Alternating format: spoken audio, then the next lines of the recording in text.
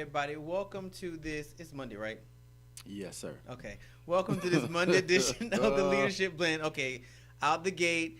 If you're watching, you notice that Simone is not here today. That's my weekly check-in person. So she always gives me that look and kind of mouth whether it's Monday or Friday. Because most time I don't know if I'm coming or going. But Simone is out, and I already deeply miss her. Me and Derrick deeply miss her. So shouts out to Simone. She is doing what she does. You know, she's that politics lady. So she's doing what she does. Shouts out to Simone. So it's just me and Double R today. Yeah, we in the building. I done told her to be on good behavior because normally Simone. Actually, no, I played a buffer between those two. So that's kind of interesting. Yeah, we be lit. Me and Simone we get it in, man. An interesting dynamic today. So some interesting things have happened. He wants to continue that conversation from the minimum wage discussion that we had that got really interesting. For those that follow my social media, it got really interesting, the minimum wage discussion.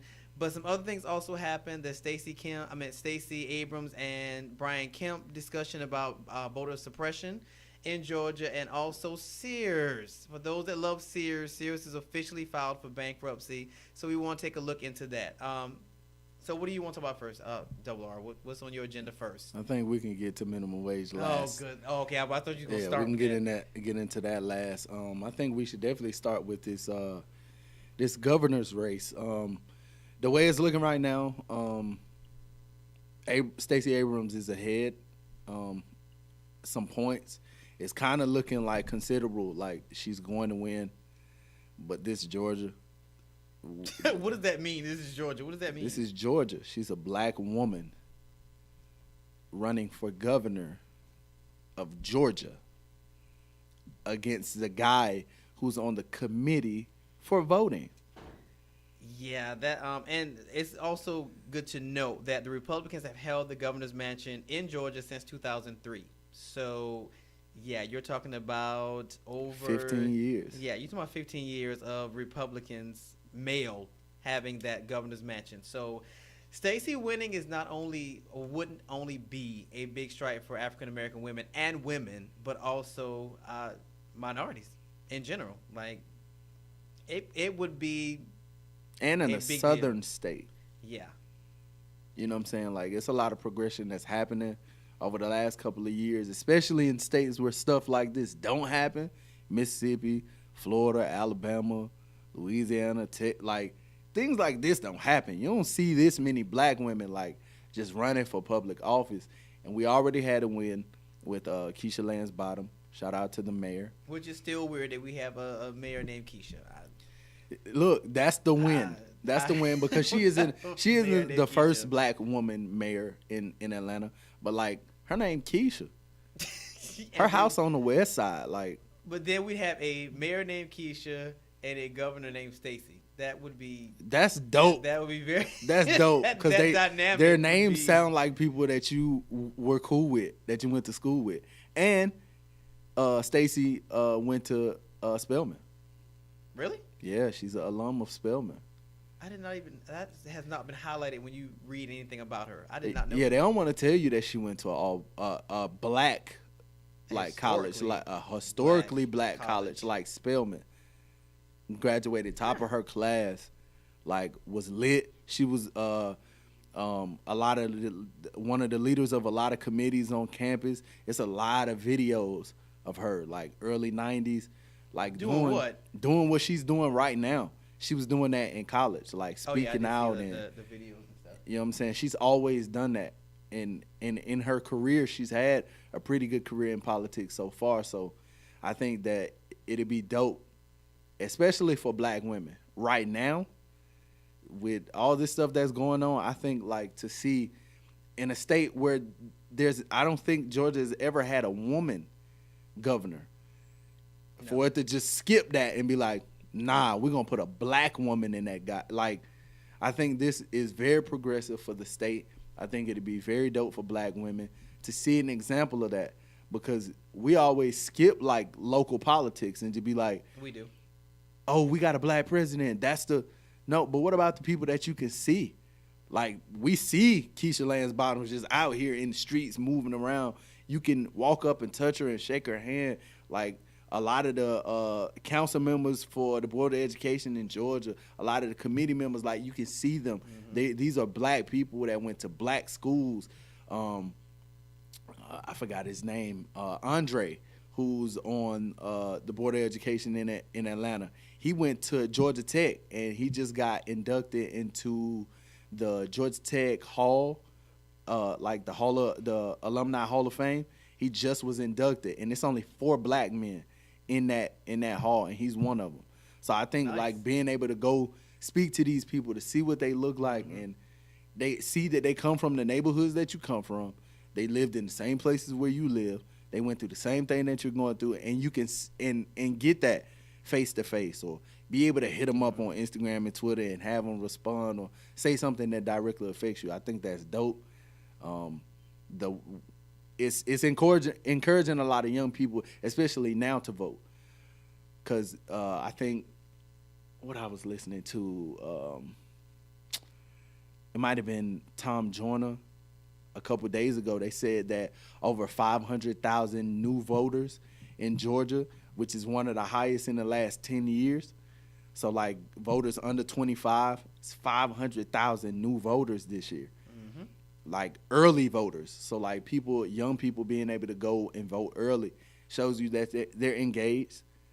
Well, in 2013, Abrams did a new Georgia project where they got a lot of minorities to register to vote, which leads us into the problem. So, Abrams is asking that Kemp resign from being over the voter process, because they were saying that 53,000 voter registration applications are still on hold, which is nearly 7 in 10 of them belong to African Americans. Yeah. Because they failed to clear the state's exact match standard. So, well, they talked about that. They said that if you were one of those people where you spelled like something in your name, it's basically they're running what you put on your voter registration application against what's in the DMV and what's at Social Security. So if anything is off, you can't vote. So if your name has an apostrophe in it, if you double hyphen your last name is showing up, if so you it's married flagging and anything. you didn't change it on your license, it's flagging anything that's the disparity. And they said that you can't vote when you got to vote early, because that process takes too long. So now you got 50,000 people that are forced to have to vote early that might not know that they can't vote early, might not know that they can't vote, or that they were taken out of the system, or that their vote had been put on hold if they never go check. So to people with hyphenated names, if you got an apostrophe, if you're married and you didn't update it, but you got a marriage certificate, make sure that you go check. Make sure that you try to vote as early as possible. I'm going to try to vote as early as possible. I want Stacey Abrams to win. I think it's a dope win for black people. I like a lot of the things. I like a lot of her policy. You know, we've seen like progressive policy in Georgia before, but not at this high of a position. Well, she's profound when she speaks. Like when I was at the congressional luncheon, she spoke, and she's very articulate when she speaks. She likes anecdotes. So she started out with a story about a young mother that she'd met, and she went into it, and you're kind of captivated when she speaks. But this whole voter suppression thing is a real issue, because apparently Georgia's population is 32% black, and according to the U.S. Census, and the list of voter registrations on hold are nearly 70% black. So what it looks like, of course, when you look at the antics of it, is that they're trying to suppress these particular voters, which is 53,000. Suppress these voters, which are majority African American. You can say that, but when you look at the way African Americans spell their names, a lot of them do use apostrophes and all kinds of other stuff. Yeah, that's petty. It's kind of... That's petty. We know that's petty. But then you get into gerrymandering, too, with them rezoning districts to try to isolate more rural, more urban areas. It gets really funny, and I think everybody's like, okay, why now? Why is all this happening now? Because there's a black woman running for governor. I mean, if you look at the optics, that could be an angle, or it could be... Nah, bro, that's what it is. No, because it could be any other things. Because, I mean, Name two other things. My point exactly. That's the thing. There isn't other things. It's that thing, We But don't. it's hard to say that though. They don't want.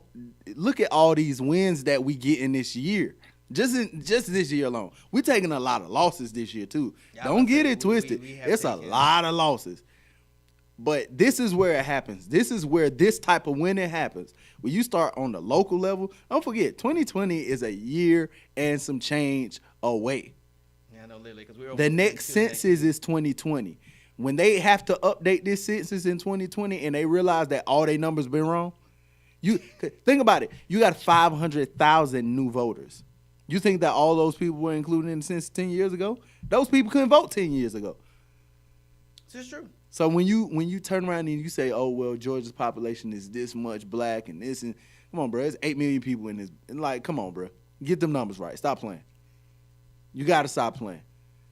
And I think it's going to look better because now you get to look back and you get to see like a black legacy in a lot of states where there weren't black legacy. Like we haven't had a lot of black legacy in the governor's office.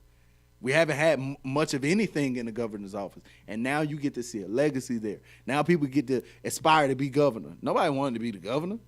Like, come on, bro. Yeah, I think it's one of those offices that people don't even think is obtainable. So the mere fact that she's running does speak leaps and The bounds. mere fact that she got the vote to even be a candidate. This is true too. But then that takes us back to the conversation we had last week about who would be the forerunner for the presidency for the Democrats, because we're still trying to vie. Because I know they were talking about Corey, and that's great. But then I was actually reading an article that was talking about Bernie Sanders and Joe Biden.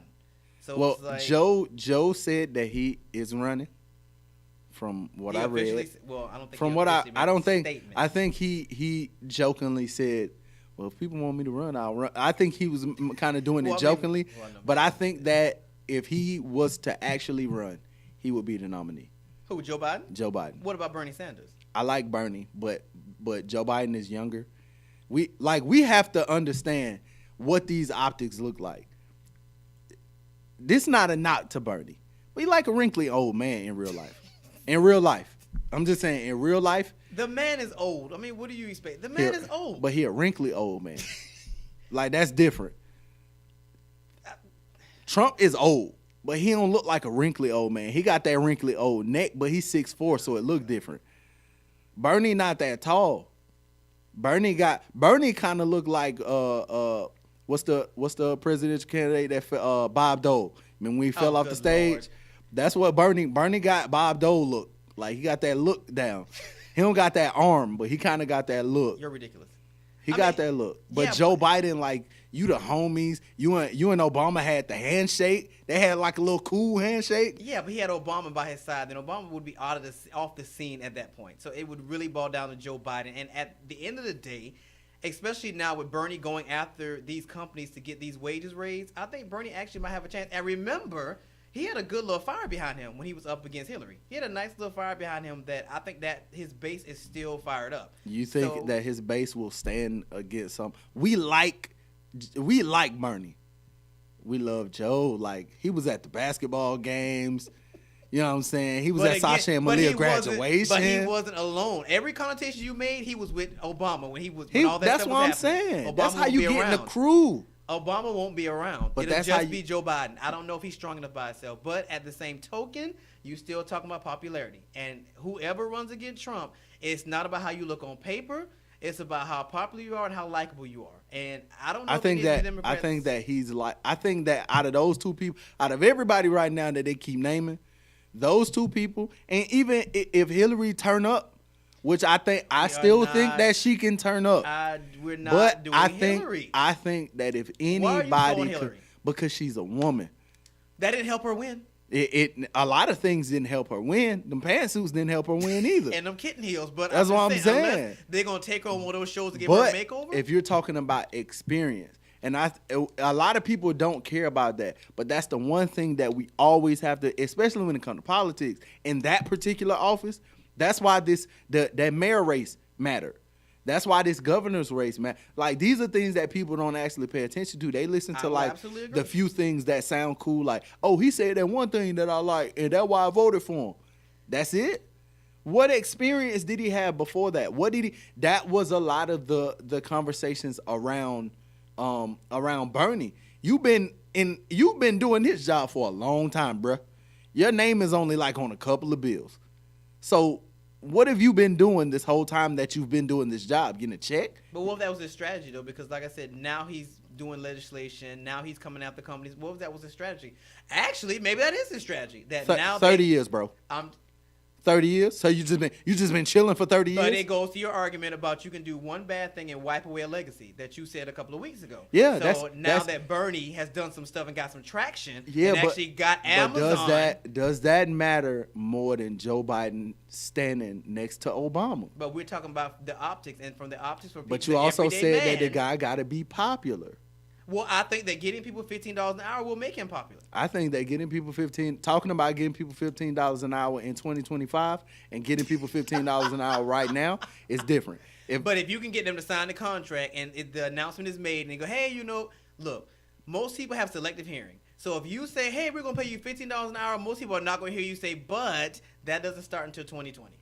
Most people are not going to hear that. They're going to hear $15 an hour, and then Bernie shows up on a ticket in 2020. People go, oh, my God, it's 2020. He got us out $15. Bernie. Until they realize that they don't get it till 2025, and then we be sitting back here like, hey, Bernie, so what's up with that? It's January 2020. What's good with that pay raise? Yeah, but the contracts have already been signed, so it's got to happen. So it's not a theory. The contract has already been signed, and the legislation is already on the floor. So it's not a theory.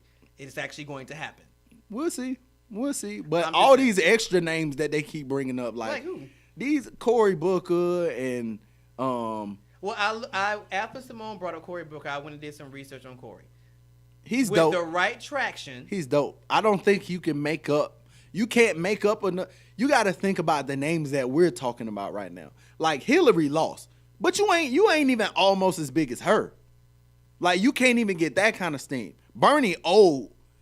Like he might pass out and still you can't pick up that much traction. And you talking about a guy that was in the White House already, that stood next to the president, that stood next to one of the most beloved presidents that we had. Like that's why this show is gonna just what we was talking about off air. Like being able to have that discussion, like top 10 best presidents of all time.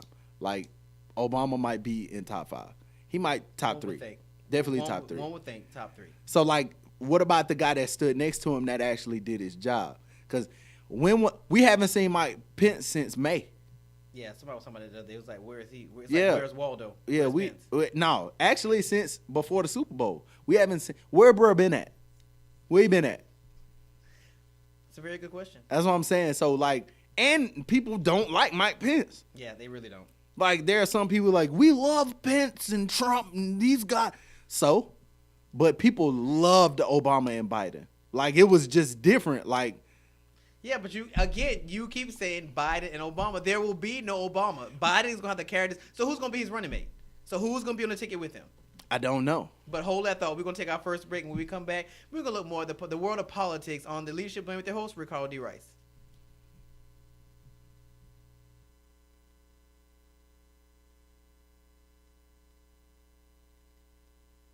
Shoe Closet is the ultimate shoe boutique. We buy directly from brands women love and trust. For the hottest and the sexiest heels, shop the closet at www.immeldamshoes.com. Use code ACTLIKE at checkout and save 15% off your purchase. That's ACTLIKE. Follow us on Facebook, Instagram, and Twitter at Imelda M. Shoes. Are you a leader or influencer who is ready to progress over your pain? Lisa Sunshine is a global life coach and marketplace minister who is ready to connect with you. As a certified life coach, Lisa Sunshine will help you pinpoint and overcome secrets, shame, and fear. Lisa can be contacted at shareyoursunshine.com. If you're ready to move from broken to blessed, don't wait. Contact her today. Leaders don't create excuses. Leaders create effective change.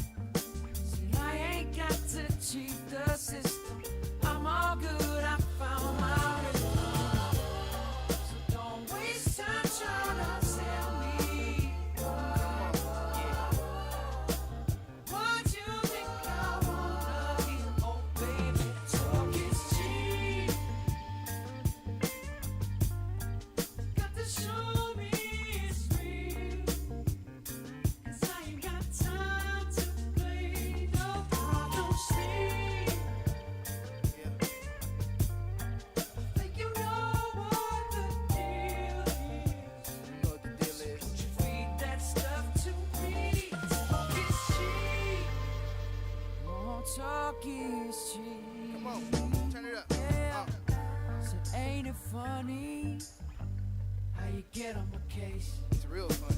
Pushing me beyond my limits, talking about numbers and dates. So take your money, Take that. and get out of my face. I'm focused, I got my vision. Come on. Go find someone trying to listen. Don't waste time trying to tell me. Don't you waste time trying to tell me what you think I want. You think I wanna talk is cheap. Talk is cheap. You know that talk is Got to cheap. show me it's free. You got to show me it's free. 'Cause I ain't got time to play. 'Cause I ain't got time, no, I don't sleep. You know what the deal is. Don't you feed that stuff to me. That talk is cheap. You know all that talk is cheap y'all doing. You waste your time on You can cash a lot of checks, but not a spell check, baby. you know that talk is cheap. Talk is cheap. Waste your time on tell on me. All we wanna talk is cheap. Talk is cheap. Waste your time on You know, we riding on the wave out here. all we wanna talk is cheap. Windows down. AC still Everybody, it's blowing. We Ricardo that D. cool, Rice baby. from the Leadership Blend, simplifying your leadership. All right, everybody, we are back on this Monday edition of the Leadership Blend. It's a guy's day, so it's just me and Double R today. So when we left, we were talking about 2020 and what it looks like, the landscape of 2020. And Double R is determined to push two agendas that I'm not going for. One, that Hillary Clinton show up yet again to try this presidency thing. Yep. That's a no-go. Yo, if Al Sharpton can run Oh, my eight times, 8 times. Can you remember the years he ran those 8 times? I don't remember all Exactly. the years, There but lies in my point. he's ran I think he's ran every year since 2000. What does that say about him? That he's diligent? He keep taking L's. What's your point? Look, at the end of the day, especially right now with the way this looks, if Hillary could not win off what she looks like and what she's done, I don't see how that has changed. If anything, her chances have gotten even slimmer now that we have a president who has not even a fraction of the experience that she has, and is yet running the country and tearing things up. And it still has yet to shake his base. It still has yet to shake his base, his core. So her chances of winning now, to me, are slimmer than they were before the last time she ran. Well, What is she gonna run off? She doesn't have any experience. I mean, she doesn't. Her experience doesn't account for much now. why don't? Because you had Trump. So after you had Trump, But I think who was run this government like a reality show? I think coming up is gonna matter more. How you figure? I think it's gonna matter more. The reason why I think it's gonna matter more is because you have to rebuild. Like, you wouldn't hire like the dude that fix your car to rebuild your house after a storm. Yeah, but a lot of American people don't feel like it needs to be rebuilt. They're actually happy with the way things are going. I don't think that a lot of American people feel like that. I think like white America feel like that. You'd be amazed. And I think that certain parts of other demographics feel like that. The reason, and that's like a whole different discussion. I personally don't think that most people see a lot of this stuff. I think they see what they want to see, and then they pay attention to that. They don't understand, like, just because these things don't affect you yet, don't mean that they won't ever affect you. They'll affect somebody that you know or your kids, and that's usually when people start caring about stuff. Well, that's what I'm saying. It's like when they talk about doing reforms for government supplemental programs like food stamps, Section 8, and all that stuff.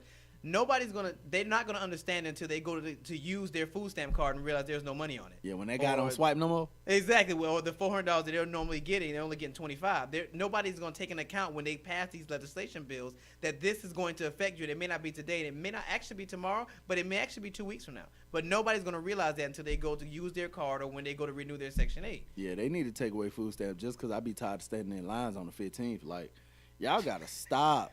Why all y'all go to the store at the same time? I'm going to need you now to be talking. Look, Like, only get food stamps on the weekends, like on Friday, so you can only shop on Saturday. they only. and I Sunday. think their cards get refilled on the 1st and the 15th. So everybody knows those are the most prominent times to not go grocery shopping. So if you choose to do that, that's on you. But Everybody knows it. That's what a about rule. when they wait? Like, we got enough food because I bought food on the 1st that lasts all month, and then they go to the store on the 22nd, and the line's dumb long because she got 3 carts full of food. Ma, come on, Ma. Then go to Walmart where they have self checkout, or Kroger where they have self checkout, and you have to deal with that. Nah, 'Cause they those- usually go down the line they have to have go with a cashier. Yeah, because you can't go to no self checkout with all them groceries. Or you can't go with those food stamp things anyway because there's a whole process they have to do. Yeah, you So got to that's go not hand even on with that. going to be a factor. But back to this presidential race. Okay, so while we were on break, you looked up a list of people because my thing to you was you keep saying Joe Biden.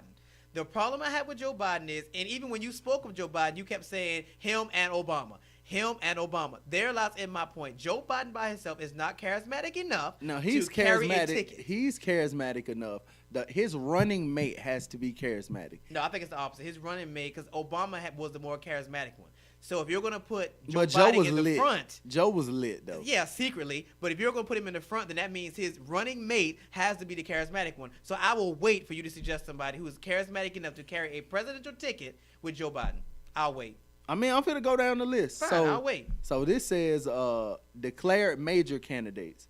So right now, he has already declared John Delaney. He's a U.S. representative for Maryland. He's been there since 2013. He's Not ringing a declared. Yeah, I don't know him either. His name don't even sound charismatic enough. Jeff Boss from New Jersey. He was the governor. He was a candidate for the governor. He's a U.S. representative from New York. And he's a conspiracy theorist. Yeah. Okay, we already have that. So problem. We don't yeah, need he that already magnified. he We already have that done. problem. He already done. I don't know that guy. I need you to give me some viable candidates. So individuals who have publicly expressed that they will run for president. Oh, God. Joe Biden. That's who we talking about, duh. Yes. Former mayor of New York, Michael Bloomberg. I don't know how that's gonna work. Cory Booker, who's the U.S. senator for Jersey. He Now, was a here's the former thing with mayor. Cory Booker. Now, I don't think he's strong enough to carry a ticket by himself, but as a running mate, that might actually be a good idea. Now, Cory I Booker? would. Now, him and Joe Biden, I could support that. Yeah. But what would be funny if they were to pair Bernie and Joe? Now, that would be hilarious. That would That would be actually hilarious. work.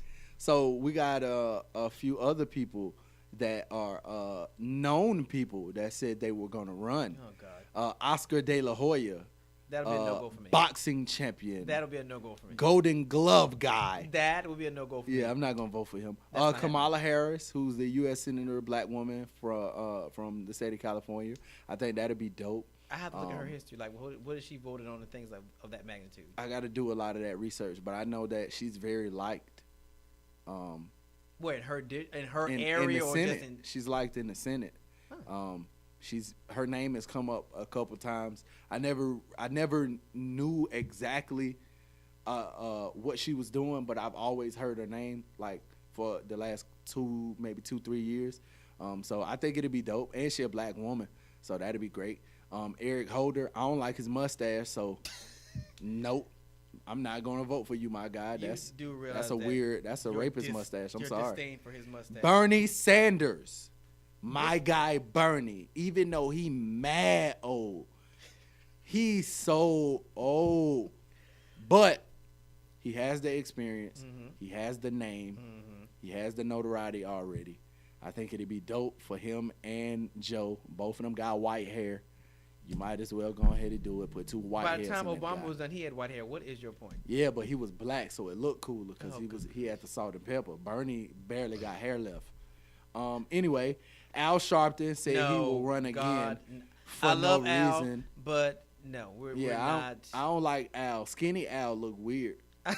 Skinny we're Al not look doing Al weird. Sharpton. We're not doing that. Elizabeth Warren said she would run. I actually like Elizabeth Warren. I think she's very outspoken. I think that she has a very good viewpoint. I don't think she takes down. I actually like it, but I think that may play against her because I think she is what I tell my sister. She's a tad bit overly aggressive. I don't know if that fends well.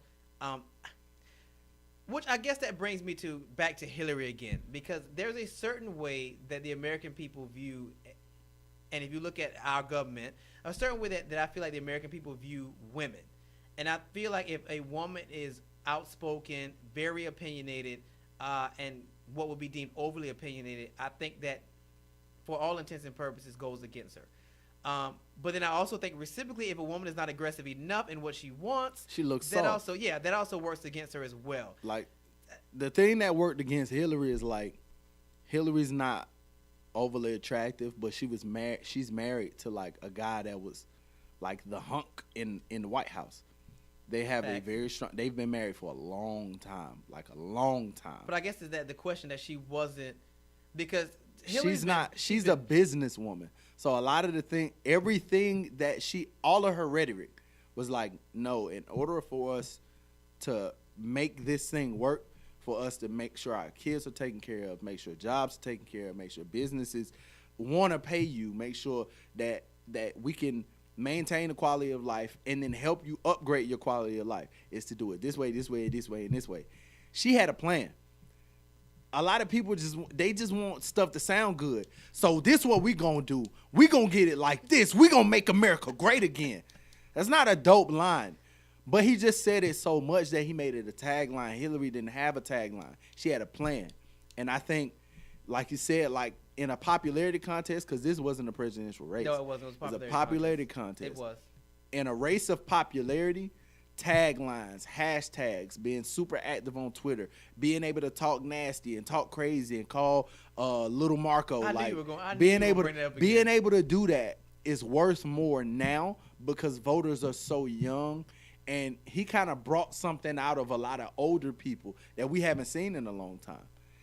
What she did is she made people pay attention to the politics. Yeah, the people that were already quote unquote woke, but we already had People a mind about that aren't anyway. that interested in politics. No, they're really They're not. more interested in the tagline and the headline. Like he ran on Hillary emails. That's it. I know, and that's all he literally had. And then when the emails came out, they was like, what we supposed to be looking for? Why? First of all, I do got this question too. Hillary, why you got 30,000 email, cuz? Like, I know you've been in the White House a long time, but like 30,000 emails? I mean, when you've been, think about how many she was getting on a day-to-day basis with all, Yeah. especially when she was a secretary. I mean, come on. I'm saying, like, you got to delete some of them email, bro. I mean, she probably had them in folders. Look, you know how many emails I keep from the interns in folders? Like, that's it happens. Nah, I ain't keeping no email, bro. I'm sorry. Well, I mean, when you run a business, you do that. That's what happens when you run a business. That's what happens. My other issue with Hillary is when you look at leadership, and there's so many different types of leadership styles. Just like what you just said is situational leadership, being able to adapt in a situation, to step up in a situation, and the fact that Hillary stuck by a sinking ship the whole time she ran, that's a problem for me. Because that tells me you're not a good situational leadership, which in the presidency office you have But to be. what ship was sinking? Her campaign was sinking because clearly what you're doing is not effective enough to get your poll numbers up. And like you said, if you know that But people, that was the problem. Her poll numbers were up. She was winning.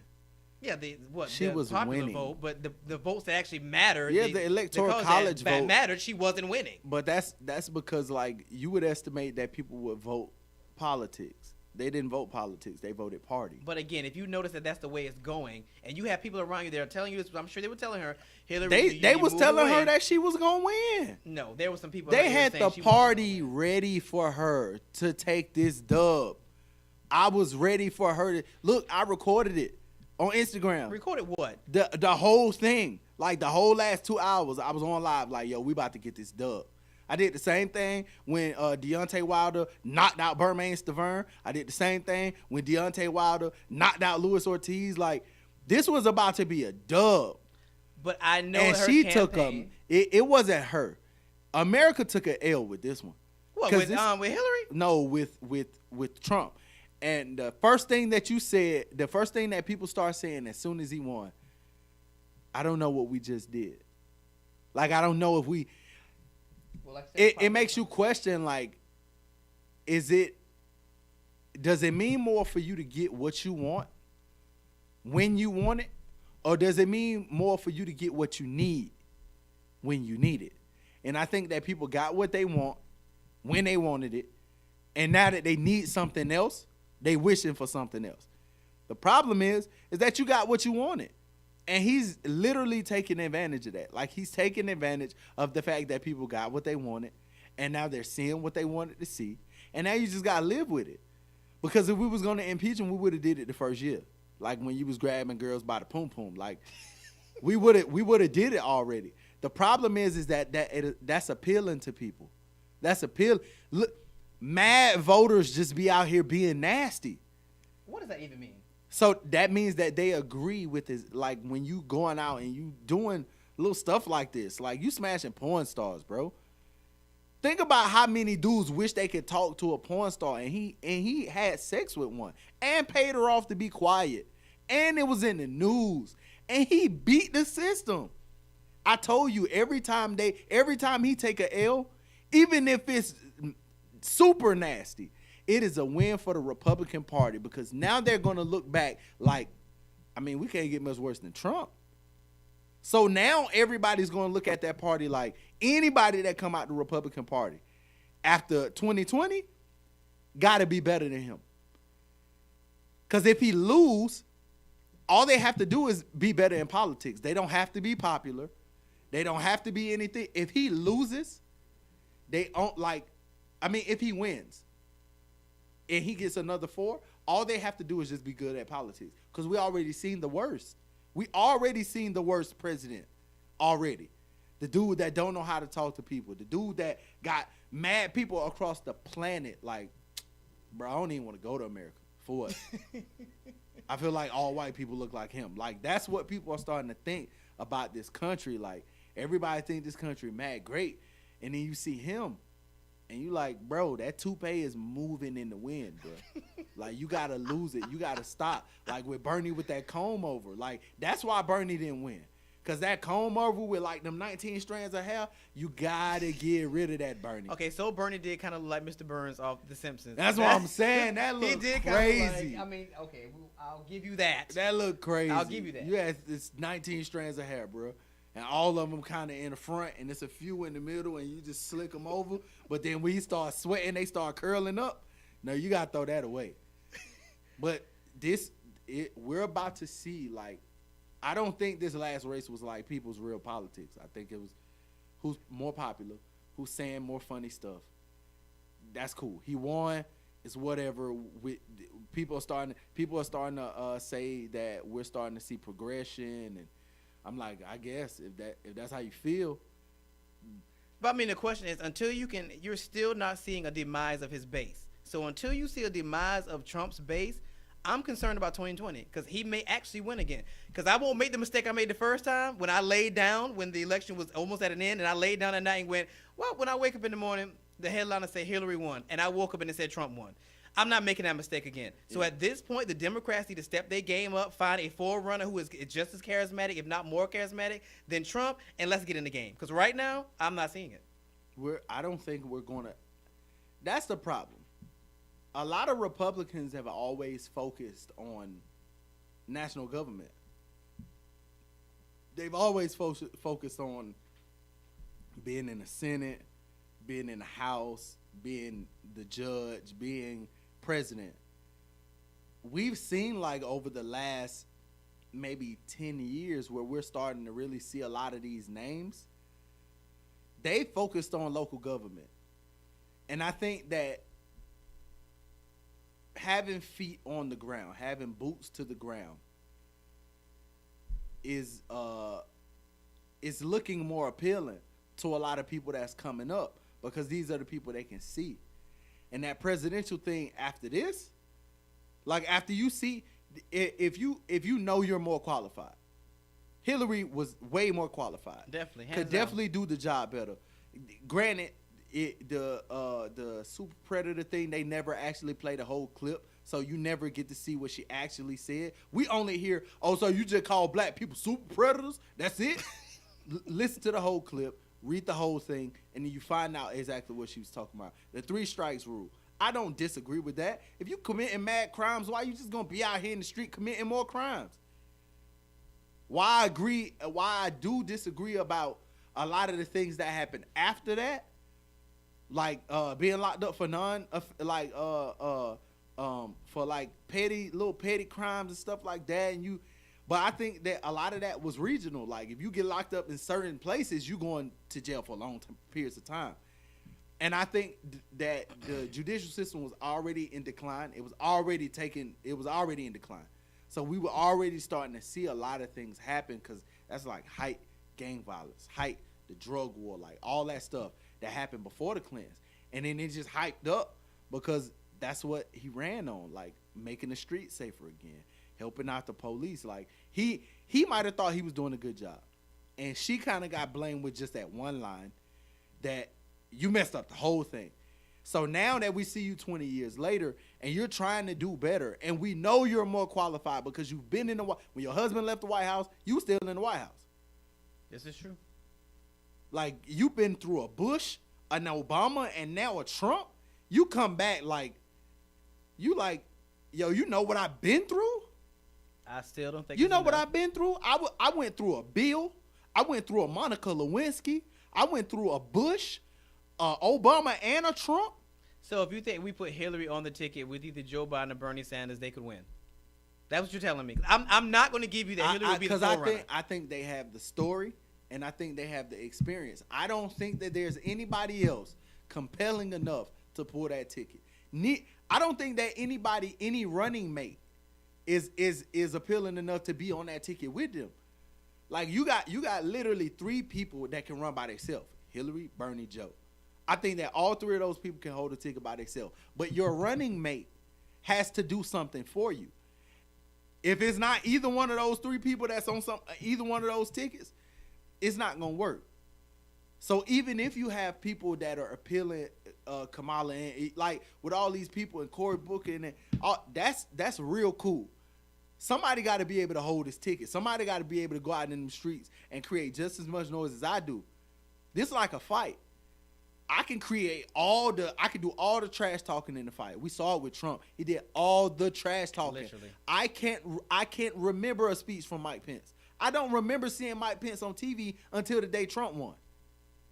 Like, it's that bad. I don't remember seeing him on TV. I don't know any of his politics. I don't know where this man from. I ain't did none of that research. All I remember is Trump with we're going to make the Mexicans build the wall and make America great again. And we're going to get these blacks with these guns out of Chicago, and we're going to lock them up and stop and frisk his knee. I remember those taglines.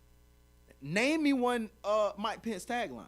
But I think your argument is the problem that we're going to have with any of the 3 you just named. Even with learning what they learned from Hillary's loss, none of them have taken over social media at this point. None of them. Knowing what they know about Hillary, and that the hashtags and the the slogans and stuff was what people are really looking for, none of them have utilized it yet. And that was what, going on 3-4 years ago? 2 years. None of them have mastered But it. I think that Trump overused it. How? It Oversaturated still works. For who? It still works for him. All he does is get the same people that always talk about him to talk about him, and then after they stop talking But about I'm him, just they have saying, nothing else to talk about. There are people who still wait around to see what Trump's next, including the media, are still waiting around to see what Trump's next tweet is going to be. Oh, he worked it. And even learning that, Bernie, Hillary, neither Joe have taken over social media, or at least learned how to master social media to 'Cause get they been ready in these for streets. 2020. Doing what? Doing the work. The only person I can speak for is good old Bernie, because like I said, Bernie came after Amazon, he's after McDonald's. Good old Bernie's doing something. But they been out in these streets, like, doing the work. Before a year ago, we wasn't hearing about Bernie after that L. You didn't hear from Hillary either. She just reemerged a little while ago. Because she probably took was that doing L, some she stuff. been in but- these streets. So you been think in these she ready to streets. bounce back for 2020? I think that with the perfect running mate, I do think she'll bounce back. It'd have to be somebody really, really strong to Got carry Hillary. one of those 3. It got to be one of either Hillary and Bernie got to run together, or Hillary and Biden got to run together, or Bernie and Biden. It got to be that way. It can't be any other way. I can't name another Democratic candidate that's strong enough. I think It might be so bad that they might got to go across the aisle to get somebody. actually, while you're playing, I think they may have to go to reality TV and grab somebody like Kim or Kanye. I mean, at this point, actually, I wouldn't be surprised if Kanye show up on the ticket with Trump. I'm just saying. Or That'd be Omarosa. hilarious. Oh, I'm just saying. Like, at this point, I don't put anything past Trump. I put everything past Trump because he ain't gonna do nothing but grab it because he nasty. He a nasty old man. Put everything past Trump, he gonna grab it. Well, he's a nasty old president then because he's still number 45. That's what's so bad about this thing. Like, we've had horrible presidents that people like to admire and give days and put their face on the side of mountains and stuff. We've never had a president be this nasty, and the internet not going nowhere. Those tweets not going nowhere. It don't matter how many times you delete them. He is a nasty old man. When former presidents was being nasty, they was being nasty, and you might not ever hear them talk about being nasty. This man got on national world, like he was on world platform being nasty. Like, nope, I was nasty, and I grabbed the pom pom, and like he was being nasty in front of the world. But again, you have to look at the optics. Look at the world we live in now versus the world we lived in a long time ago. Like, decorum and not being crass have all gone out the window. So, and honestly, Trump is a direct reflection of what society looks like today. I listen to some music I listened to music today because I was driving. And I don't normally let the radio play, but I let the radio play to prove a point to myself. I had to skip past at least 7 songs because they all had explicit cursing in them. So now we're at a place where we just stream explicit music on the air. At one time, and you know as well as I do, explicit music was not played on mainstream radio throughout the day. Normally, it would start playing maybe around 7 or 8, or they would give you a warning or disclaimer saying, hey, we're going to play the explicit version of this T.I. song. Now, it's a normal thing. I had a lady in the car with kids. Sometimes I do the left. There was a lady in the car with me with kids. I couldn't even let the radio play. But then I thought about it, I was like, this is going to be his world. So isn't Trump a direct correlation of what the society looks like today, and that's why we're so accepting of it? I think it's been growing that way. Like, I think we're here with at this point. TV. It started with TV. Like, when you could just call people B's and H's and S's and C's, and y'all know what these words mean. If you don't know, go talk to a 14-year-old boy somewhere that live near you. He'll tell you. But when you remove, but I say this all the time, when you start removing gatekeepers, this is what happens. So, you start fighting with FCC. Well, we should be able to say certain things. So one word turns into 5 words. 5 words turn into 20 words. And now, the FCC is like, okay, so y'all. It's one of those things where everybody at the FCC is getting younger. So that's true. It used to be 70 and 60-year-olds like, no, back in my day, we didn't talk like that. Ma'am, you can't talk right now. Shut up. Now you got somebody that's 35 working at these offices, and he the president. Like, I just told my daughter to shut the hell up. Like, you know what I'm saying? Like, I just called my wife a C today. Like, she gets on my nerves. She made my coffee wrong. You got to look at the people that are in power at these places and look at what they're doing. Then you realize, like, well, if they don't care, then of course these networks gonna stop caring. And then if networks don't care, then of course the show people not gonna care. And then if the viewers keep watching, when you get 20 million people to watch a show where you get to call people B's all day, and of course, like, Jerry Springer been on for 25 years. Moore been on for 25 years. Jerry still on? Yes. Jesus, he got to be in like his 30th season right now at this point? My point is that shows like this, why they are those shows are entertaining. Maury is entertaining. When you see somebody hit a flip after they find out they not the father, you know what I'm saying? Like, but now every show is becoming that. Yeah, I'm about to say, the they don't stand out dynamic of anymore. that show is every show. Yeah, they don't stand out anymore because everybody's doing it. And this is a reflection of what America is becoming. So it's becoming younger. Like, it's becoming, I don't want to say progressive. I think that it's been progressing. I don't think it's progressive. But towards what is the question? I don't think that anybody has a direction. That's what it's starting to look like. Like, everybody got a compass. Everybody want to walk north, but like they walking north like this way and like that way. You know what I'm saying? Like, yo, we gonna make this left and like go west, but then we gonna make a right and go back. And shut up. You know what I mean? Like, that's what politics is starting to look like. Like, you just got to walk up to people and be like, bro, shut up. Just shut up real fast. Like, shut up. Well, Your Twitter is deleted today. So here's the thing. So you have, and generational leadership is my thing. So you have your baby boomers, you have your Generation X, Generation Y, your millennials, and they're trying to introduce Generation Z.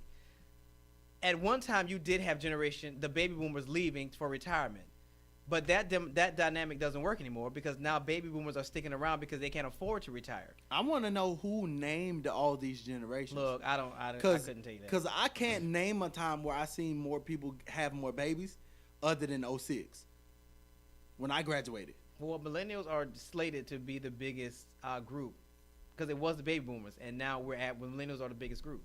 So I mean, but like, I'm like, what is these like? What's the time in between these generations? well, it's supposed to be 15 years, supposed to be. How when people was having kids at 15? Well, there's bound to be some overlap anyway, because when you do the research on Generation X and Y, there is an overlap, but there are some distinctive characteristics that are you will see distinctly between these two groups, because even though they sound the same, you can kind of tell an X from a Y. There's some subtle They should differences. just change it. It should be like old, and then Really? the assassination era. You do realize you're getting older, right? And eventually, they they're should gonna just call name you. it a era. So like assassination era, and then like crack era, and then scam era, and then Well, you know they do when and they do then this Bush. research.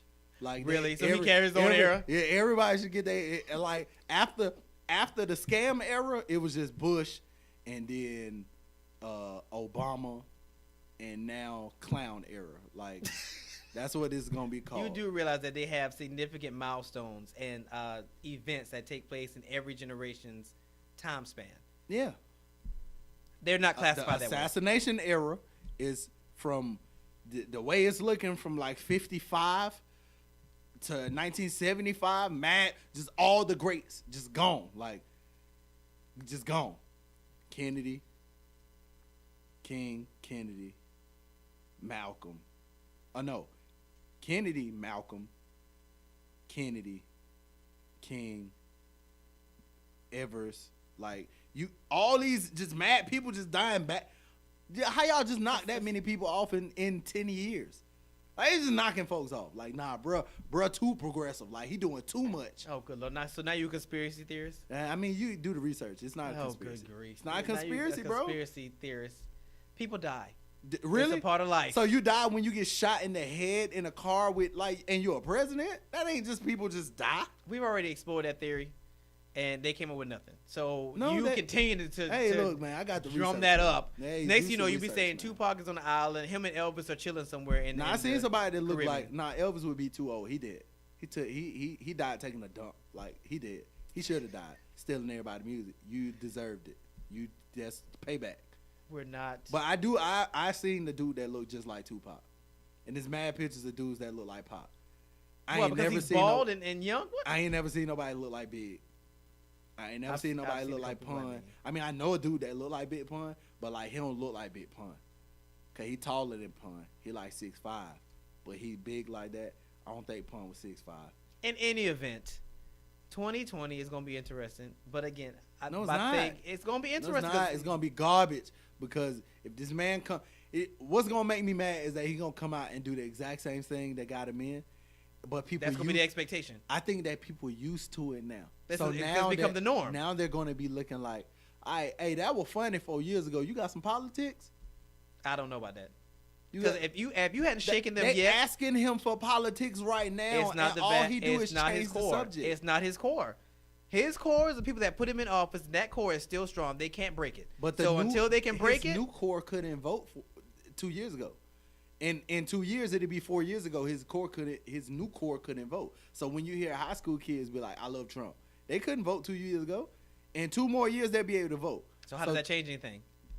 I think that you can't just tweet. Like he can't just you can't doing just it now. tweet it away. He's still doing it. That's cool. You think he gonna win again?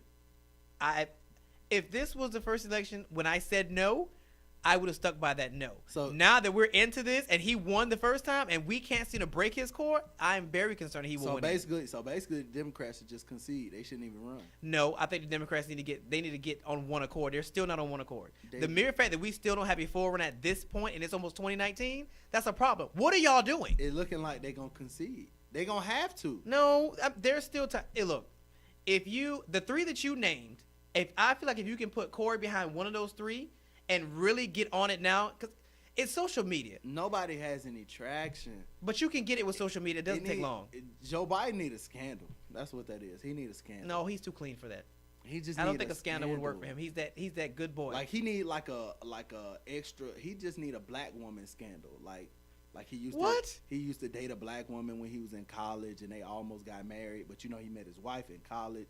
Like yeah, but that wouldn't work because, like you said, he need one of those. he already had the black male friend that he rolled with and was a It wingman don't- for. He already did matter, that. But like his black male friend was married to a black woman. What if you know who we didn't name? Who? Michelle.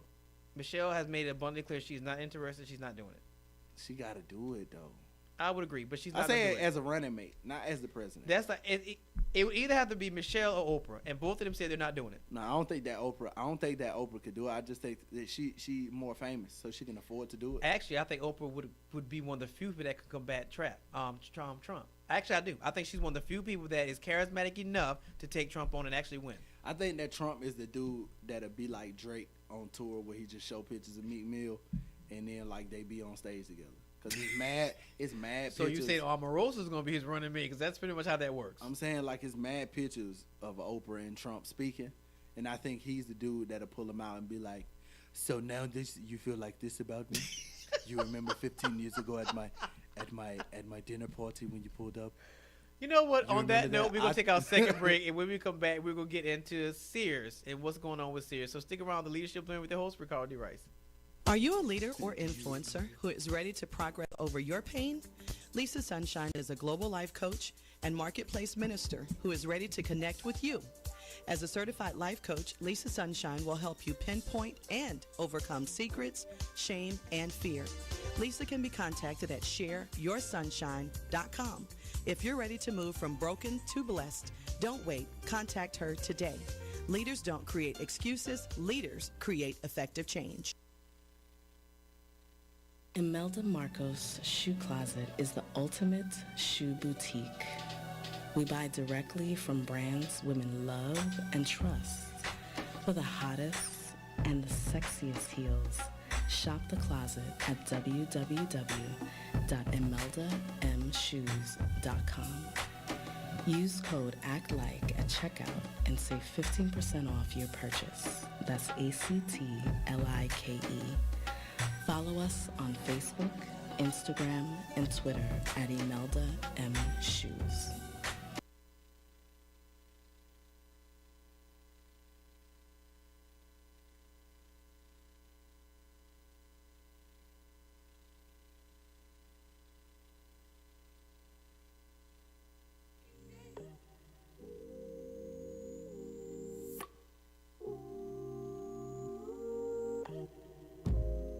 I'm in the right direction.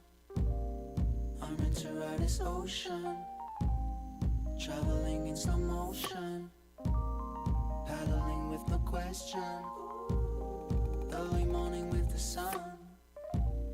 Not yet burning, innocent. I try to be a good son. Myself 100%. Oh.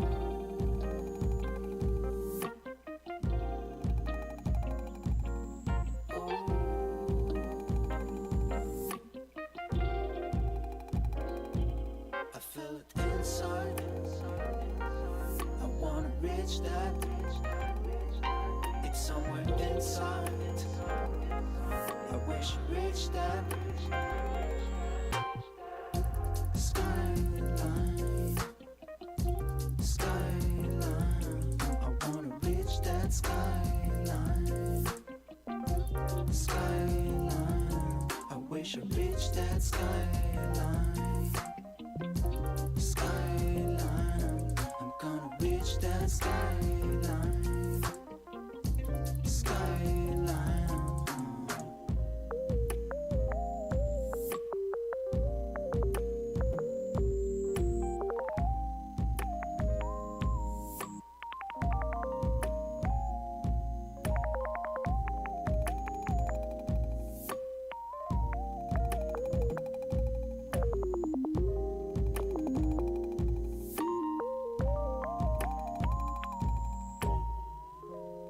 Endless troubles to go through.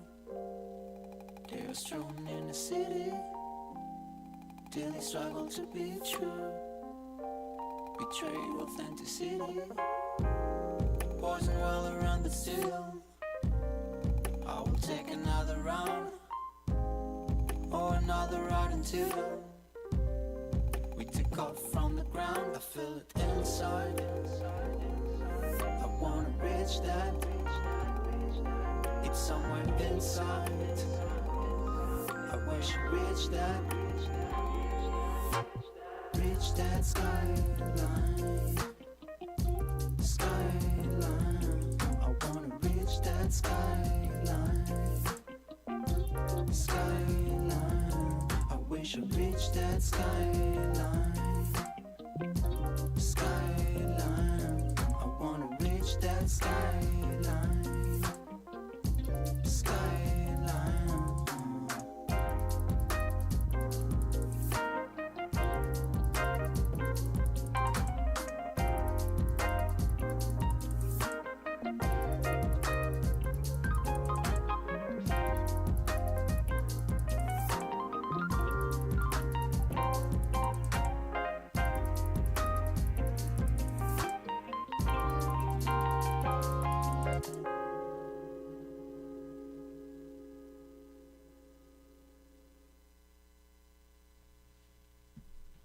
All right, everybody, welcome back to this Monday edition of the Leadership Band with your host, Ricardo Rice, and my correspondent. Double R. All right, so when we left, we were talking about this whole 2020 debacle and what it's actually going to look like. But we're going to pass over and move into business for today. So for many of you that have been following fashion and retailers for years, you know that JCPenney, Sears, who else? Roses, all these great places. Macy's came along a little later. In any event, Sears is now officially filed Chapter 11 bankruptcy and declared $134 million in debt. Actually, it's more than that. It's actually $5.5 billion worth of outstanding debt. And it's just one of the other companies that we've seen. I discussed Toys R Us some months ago, that Toys R Us went under. But in good news for Toys R Us, actually, the creditors of Toys R Us decided not to let it go under. So they're considering rebranding Toys R Us and Babies R Us. So I'm waiting to see how that is going to develop. Watching these companies go under is a lesson in business because you have to not only invest in your business, but you have to stay innovative to make sure that your business flourishes and make sure that your business stays relevant, which is a lesson we've learned in both of these scenarios. Toys R Us trusted the wrong third-party company, which in that scenario was Amazon. Yes, for those that do not know, Amazon was the culprit in the demise of Toys R Us, one of the major culprits in the demise of Toys R Us. With Sears, not staying relevant in the world of fashion, it's a bad idea. Like, it's fashion. Fashion is forever changing. Fashion is always changing, and Sears did not keep up with the times. I can't blame it on that. I used to work at Sears. What does that mean? We was doing good old numbers.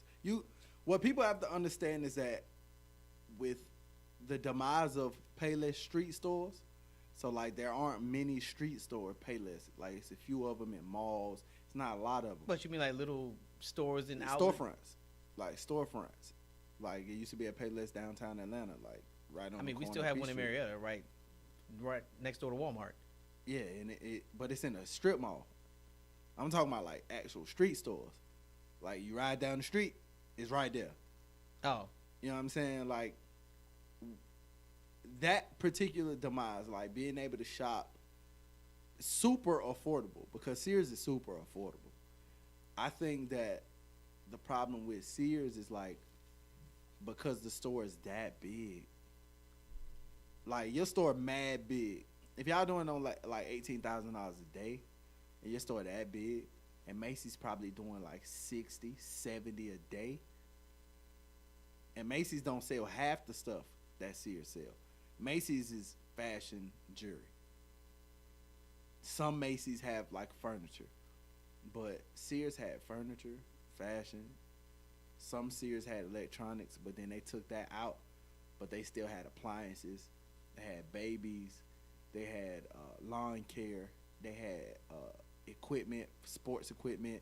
For them to sell that much stuff and not be able to actually sell it, so you got a $3.5 million store that's like sitting on $500,000 worth of merchandise, like on one floor, and then $500,000 worth of merchandise on another floor, and then $1 million worth of merchandise on another. Like, for you to sit on that much merchandise and not be able to get it off, you are bound to go under. You are bound to go under. Like even with Toys R Us, like Toys R Us buy their toys wholesale. So if you like, that's why I don't blame Amazon. If you buy $1 million worth of toys and you can't sell $1 million worth of toys, it's your fault. No, but if you enter into an agreement with a third party company, because again, you have to remember all. But this it didn't took place- last that long. What it was 2 years. You talking about 2004 to 2006. That's around the time that the internet was starting to take off, and you can't sell your toys anywhere except with Amazon. And now Amazon has broken the agreement. But for you to only lose $12 million in 2 years, like, well, I mean, they had other stuff, but by the time they got back in the race and had actually gone to court and won the case, yeah, you get Toys- your money back plus interest. How are you losing that bad? Because kids stopped playing with toys. no, it wasn't that. Bro, kids stopped playing with If toys. the internet has taken over and you don't know how to properly utilize the internet and actually transition your What was the walk-in last business, toy you played with? Who, me? Yes. But I have the twins, so they play with toys all the time. You think they mom was buying their toys at Toys R Us? We were buying their toys, and sometimes we did have to go to Toys R Us. There were specialty items that only Toys R Us had. I can't remember the last time my mom ever bought anything from Toys R Us. Don't forget, Walmart is kind of old now. But again, that's what everything changed. And my in mom Toys used to R work Us. for Turner. Because so you have to remember, Toys R Us had the exclusive on toys back then. So it was, it oh, they depended have on the toy. this Barbie Dream House. Oh, exclusive at Toys R Us. So you had to go to Toys R Us to get it. Until Barbie went online and then girls stopped playing with and toys. there lies in the like- point. They never transitioned over to tackle the internet because they felt like it was Because just you a little can't. fad. Because Toys R Us didn't sell like online games. Like they sold them, but if I could just get the game directly from Barbie, why I need to buy it from Toys R Us? That's what I'm saying. They didn't change. Again, the exclusivity did not translate into the internet to say, to create some kind of system that you still had the exclusive on toys, or for that matter, electronic toys, which became popular. But we're starting to see that. We've seen that with every toy. Like they were the biggest toy store, but we've seen it with other toy stores that tried to pop up. That's why Macy's doesn't sell toys anymore, and when they do, it's always drones. Drones and helicopters. They don't sell anything other than drones and helicopters. But I said this last week. That doesn't mean that kids are not playing with toys. They're still playing with toys. That does. There's mean still a supply. There's still a demand. when you got $1 billion going into online gaming, what toys? Yeah, but you're still making Disney movies and stuff like that that are still creating. Well, then you got Hasbro and all them that are really take. Hasbro's still around, still making money. They just paired up with movies like Disney. They stay paired with movies. So when Transformer comes out, Hasbro creates some new Transformers that kids can go buy. It's a difference between toys and action figures. Is it really? Action figures do a lot better. And don't forget, grown adults buy action figures. Adults don't buy toys. Those aren't called toys. There's still something that adults No, play that- with. Don't insult the Dragon Con and Comic Con people because they will pull up. I'm on not you. saying. No, they do costumes, so they dress No, up. they buy the Star Wars. Yeah, but they buy them and for collector's items. They don't Marvel. actually play with them. Those are collector's items that they want to have. But action figures. So like He-Man, like when they remade the He-Man action figure, Collector's items. They don't $3 actually million play. in action You don't. figures, You're though. not gonna make me believe that adults are still on the floor playing with He-Man No, toys. they're buying them though. Yeah, because they're collector's items. They're putting on a shelf to say, "I have a He-Man action figure." They're not playing with So them. think about how many kids is just like, "Hey, Dad, let me play with that." They not doing that. They like, "Dad, I need that $70 game on PlayStation 4. I need that. I need $10 for Fortnite, so I could buy a new so skin." older kids, yes, but the smaller kids, they're not asking for that kind of stuff. They're still playing with toys. Little kids is playing Fortnite. No, that's not the vast majority. My 2 5-year-olds are still playing with toys. I bet when they be at home, they playing Fortnite. They are not, 'cause I don't- there's not one in my house. Money on it. No, that's an assumption. Every small child is not playing with electronics. And most small children aren't playing with toys. And it depends on how you define toy. An electronic toy is still a toy. So even that leapfrog game they're playing with is still a toy. Yeah, I don't know too many parents out here. I don't know too many black parents buying leapfrog, and that might be a problem. When Then what when black people stop buying toys, because kids were more interested. Like you got to think about like, for me, my mom bought me action figures. I didn't really play with them like that, but I was a collector. So this dude named Mr. Greg that lived around the corner from me gave me like mad action figures and gave me a stack of comic books. I was a reader. I knew how to draw. I've always been creative. So my mom would invest in that. You like comic books? Cool. I don't think these kids have like a clear distinction of things that they like. Their attention span is so short that like they'll like one thing today and then it be trash tomorrow. And you Yeah, can't but that's take the it back nature 'cause of you bust toys. the It's passion. like that's the nature of toys. It's like when Christmas comes around, they start showing all these commercials. You're like, oh my God. Case in point, when I was a kid, I had to have a pogo stick because I saw the commercial. I had to have a pogo stick. My parents brought it. You Shut whack. up. I don't even go there. You My whack. parents brought the pogo stick. I think I played with that pogo stick twice, and those twice were in December, and it was in the trash heap by January. That is the nature of toys. But you're not gonna make me believe that there was not some way that Toys R Us could find themselves still afloat. Yo, somebody got to send me a video of Ricardo on a pogo stick. You'll never find it. You will never find it.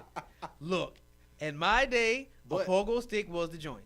I think the L that Toys R Us was taking is that Toys R Us is like Walmart. They'll take any return to make sure that their customer satisfied. The problem is that Walmart Walmart sells a lot of things that you can rebuy. Like I'll take this $60 and then go buy something else in your store. Toys R Us don't have that because it's specific to toys. Yeah, but you can always take that. I mean, people still buy. You could take the toy that somebody brings back and discount it and say, hey, we have the new Nah. Dragon Ball Z figure. He's missing an arm, but Nah. we're marking it down to $10. Nah, if it come in damaged, you just damage it out. You damage it out and you lost $30. That's what happened with Brookstone. I worked at Brookstone. Yeah, but We- isn't that like a shoe store or something? Nah, Brookstone is like adult electronics. So the thing with Brookstone is that, like the store that I built, I helped rebuild the Lenox Mall store. So we went from, I think we were like a $750,000 store to a $1.1 million store. The problem with having a store like that, a small store, but it's all adult electronics, is that eventually adults get bored with electronics. So we were selling $200 massagers that were great. Oh, I know what But store why you're talking hold about. the massager when, like, my pitch would be, why buy a $200 massager when you could just get a massage chair? The problem with buying a massage chair is that eventually people get bored with massage chairs. So people would literally buy a $4,000 massage chair, and I sold a lot of massage chairs. Shout out Brookstone for giving me the $400 checks every time I sold one. Sell a massage chair, get checked. I sell a massage chair, and by the end of the year, these people want to return this massage chair because you Could wouldn't they? leave it available for them to return it. But they return it and get half their money back. While I got 2 bands back, I was able to use it for a year. Now we got to resell that same massage chair for half the price. Your company take a $2,000 loss. Really, they taking a $4,000 loss because by the time you get the chair back and you clean it and you get ready to resell it, you selling it for $800. If that. How If much was that. it originally? $4,000. So you sell a $4,000 chair for $800, you lost $3,200. All right, so let's $2,000 cash. Yeah, but let's segue back to Sears. So Sears' biggest problem Sears wasn't is the that- same thing. Well, Sears' biggest problem was they do what most businesses do when they feel like they're going under. They immediately want to cut costs. So that's what one of Sears' biggest problems. They started trying to cut costs. Then they started scaling back spending, which you started seeing less commercials for Sears because they cut back on their advertising budget, which is cute if you're going to supplement that with an online campaign, which Sears never did. You didn't see a bunch of tweets. You didn't see any hashtags, all that good stuff. So they cut back on their marketing. They cut back on their advertising. And eventually, you know, when you're not bringing in traffic because people aren't seeing you visibly, that's going to be a problem, especially when you have walk-in stores and But your compare online it- presence is not huge. Compare it to other stores that are just like them. You usually don't see Macy's. Macy's has a lot of commercials. But you usually don't see them until it's time for you to buy. Well, I mean, Black you see Friday, all around the holidays. Christmas. My point exactly. If you see a Macy's commercial every holiday, Yeah, but Macy's has a strong online presence. Like, their buying online is very popular with Macy's. They keep that going. Sears had I worked there. You'd be surprised at when you could buy $12 pair of shoes, and you buy 15 $12 pair of shoes. Yeah, but that's online. assuming that you happenstance come in. Like, foot No. traffic is not as heavy as it was. But if you can make $1 million online, most of the people are not gonna come in the store. Macy's foot traffic in store is it's probably very not. low. Yeah, but they spent that time. They traded that out for a stronger online presence, which But Sears they did not. added, they spent more money in stores though. They added Finish Line to their stores. Well, that was But- another so problem they that could Sears try to had get- because Sears sold off stuff. So they sold off some of their divisions in an attempt to save money. So that was another problem they had. But They sold off at stuff. at the time, it made sense because this is what Macy's. They were trying to match a department store that usually you would see them in the same mall with.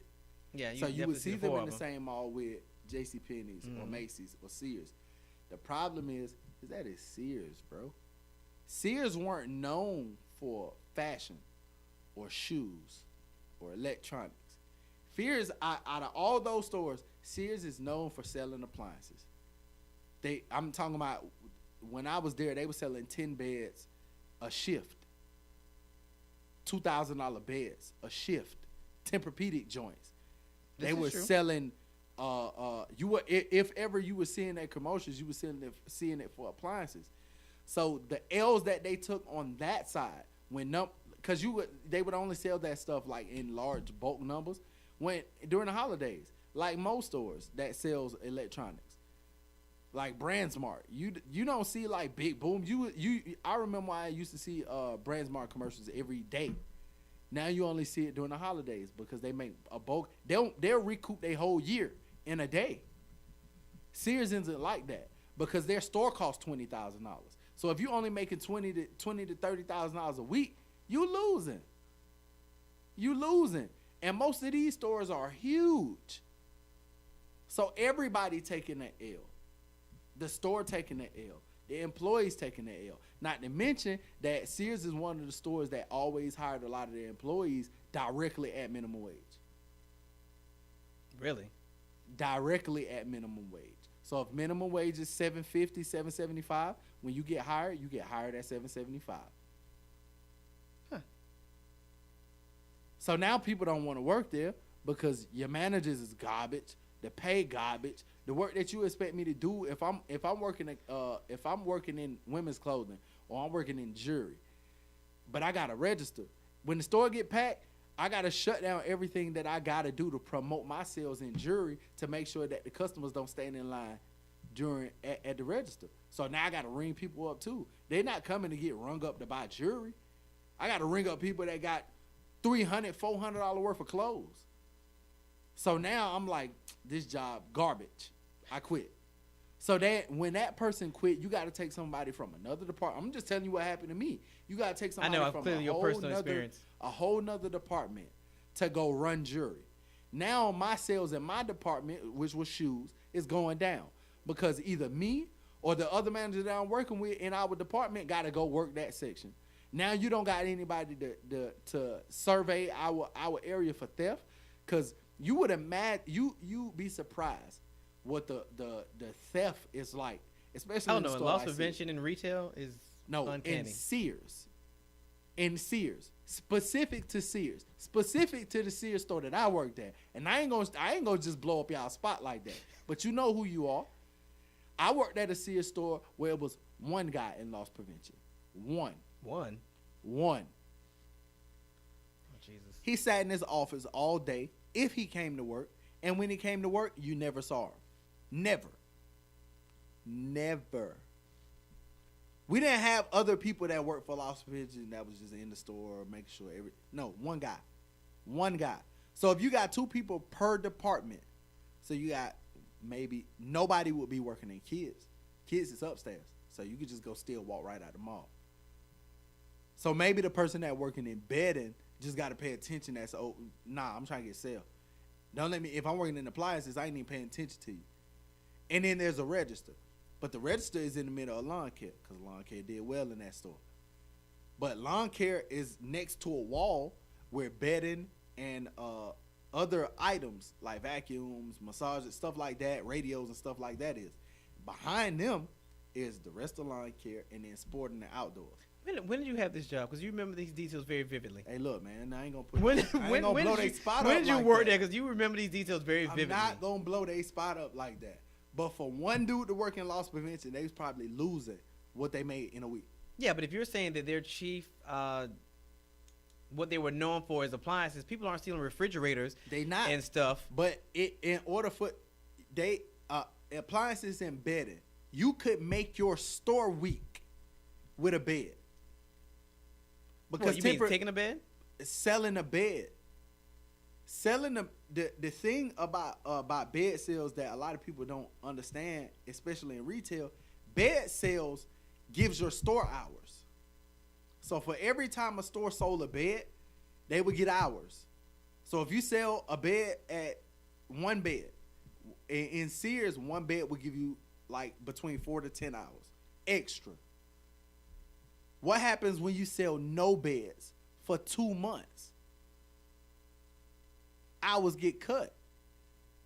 Hours get cut because there's a store manager and then 3 assistant managers and then you got department managers and then you got employees. Well, when your employees only getting 4 to 6 hours a piece, you think they want to come to work, especially for minimum wage, where they can go work at Macy's in the same mall and get more money and more hours? So you start losing employees, and like I said, now you got to take managers from other departments, make them work on days that they didn't want to work in that department. So now nobody's watching their department. We only got one guy in loss prevention, so somebody come in there and steal $500 worth of clothes and just walk right out the door, you ain't gonna catch them. Yes, but that's not the issue. That's operations. No, I'm We're saying talking on a grand I'm talking scale. about the losses that your store would take affects everything. That's fine, but we're talking about at their At administrative, at the top levels, At the is top, where they got the hits. That's where they cut the checks.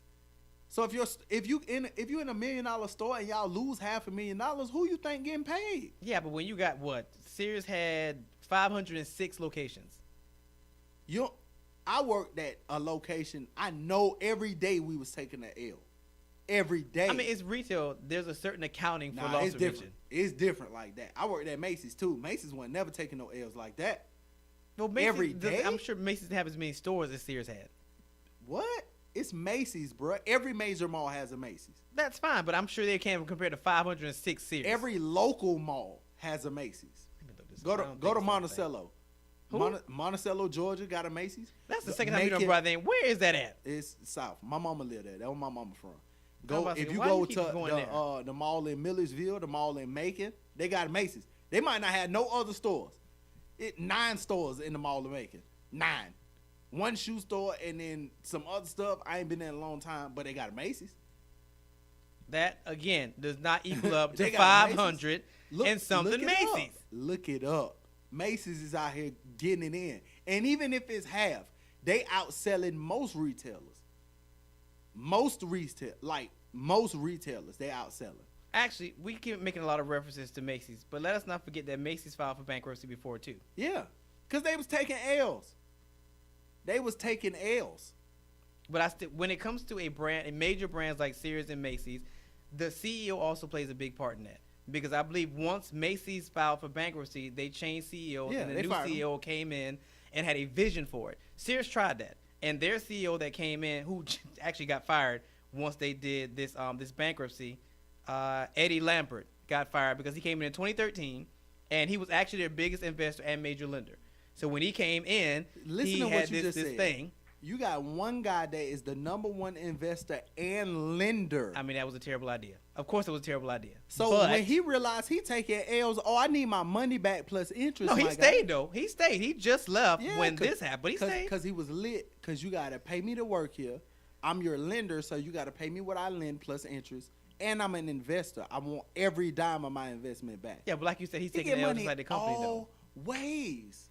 No, he's still getting blamed always. They still have a That's board true. that he's So- having to answer to. But when they file for bankruptcy, you got to pay your lenders first before anybody get paid. That's true too.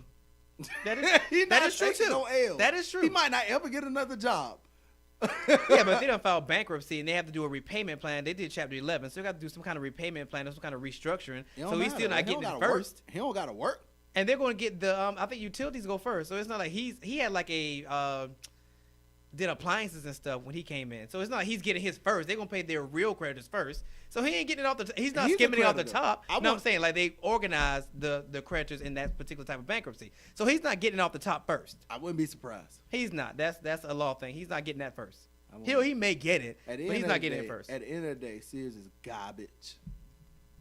The point is, Sears is garbage. when it comes to business, you have to be able to adapt and adjust to your ever-changing market. Sears did not do that. This why I said This is why I said most people can't pay. Back to this minimum wage thing. This is why I said that most stores can't How we pay segue people back to minimum wage? This is why I said they can't pay people minimum. These folks don't got no money. How you think they gonna pay you? How you think? Imagine if Sears was paying people $15. They would have been out of business. Yeah, but like you said, Sears is not a good example. Now, if we were to go to Macy's, Macy's could bear it. Macy's is not paying nobody $15 an hour unless you're in management. Well, we hadn't hit retail yet. We're still fighting about fast food. We're on fast food this week. That's who Bernie's after fast food this If you week. work in fast food and you've been in fast food for 10 years and you only a shift leader, my guy, your life wrong. You did it wrong. We talked about this before we got on the air. You did it wrong. We talked about this before we got on the air. You cannot say You did it wrong. you cannot. People do not intentionally go into jobs like McDonald's with the plan of staying there for 5 or 6 years. But if you've been there 10 years and you only a shift leader, you did it wrong. If you don't have aspirations of doing anything more and you're happy and content with it, You did it wrong. You doing life wrong. according to who? Not work. You doing life wrong. If your environment only dictates It's called that the a shift leader, pursuit of happiness. and if that may be your level of happiness, That's what I'm saying. You ain't even pursue it. You ain't even According to pursue who? happiness. You just cool with happy. No, I want happiness. happy is just like success. I tell people all the time when people say success is going to look like something different for every individual that involved. Success for me may be a big house and a big car. Success for you may be if I have 2 platinum albums, that's success. It doesn't look the same.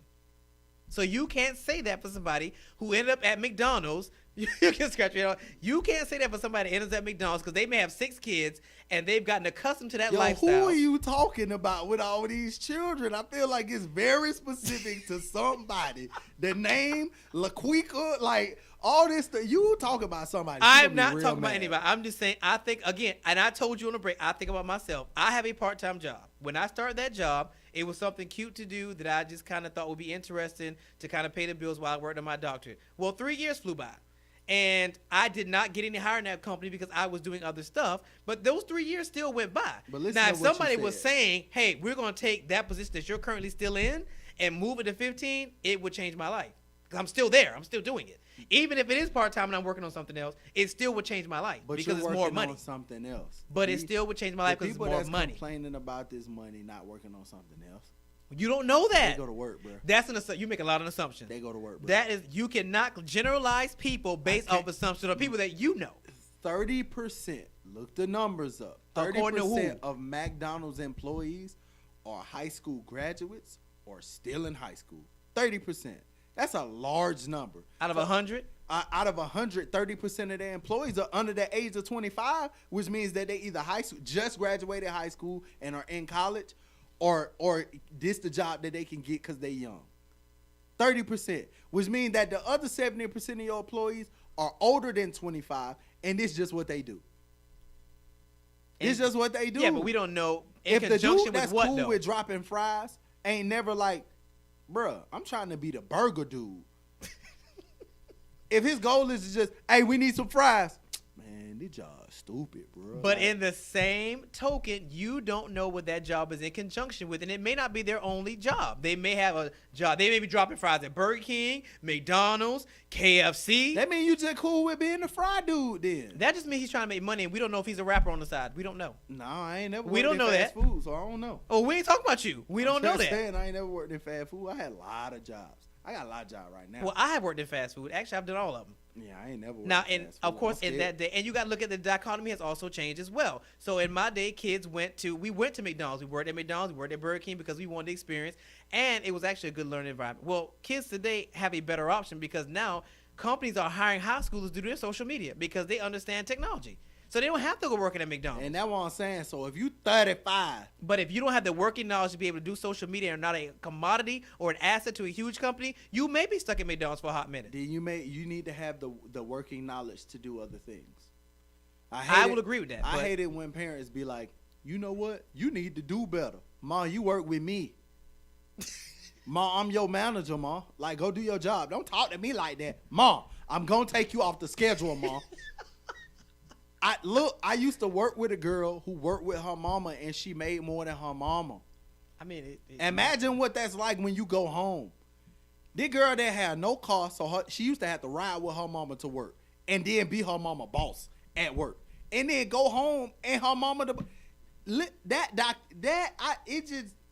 don't even look, sit with me to I ride. worked when I had a job. I worked with some people, and it was a mama and son. And they got along swimmingly. It was what it was. It could happen. Nope. It could happen. That's no different if somebody gets a government job and your mom works in the tax assessor's office. You get a job working across the hall, and I don't know, but y'all work across the hall. Y'all still work together. What does that mean? That cool. If I'm my mama boss at McDonald's, Oh, good Lord. that's what I'm saying. Like, a lot of these kids grow in that company, so they really be the managers.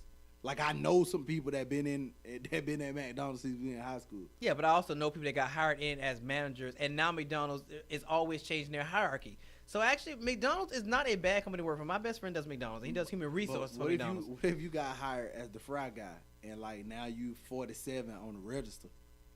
Look, I don't even want nobody that 47 to take my order at McDonald's. you keep dispelling this fry guy. If the fry guy's been there for 14 years, you don't know how much he actually is making now. Yo, if you've been at McDonald's for 14 years, my boy, he probably made $10. I ain't even gonna lie to you. He probably made $10. He not getting no money. He the fry dude. Look, He got a black shirt. He don't got the gray shirt with the bow tie. He got a black shirt. your argument would make us look at other variables, because when you talk about people actually swapping out skill sets, then you start looking at vocational schools. That was when I was sitting in the discussion between state superintendent. That was something that was addressed. There is not an emphasis on vocational schools anymore like they used to be. At one time it was go to a vocational school, get you a trade, learn how to be an electrician, or go to learn how to do carpentry, stuff like that.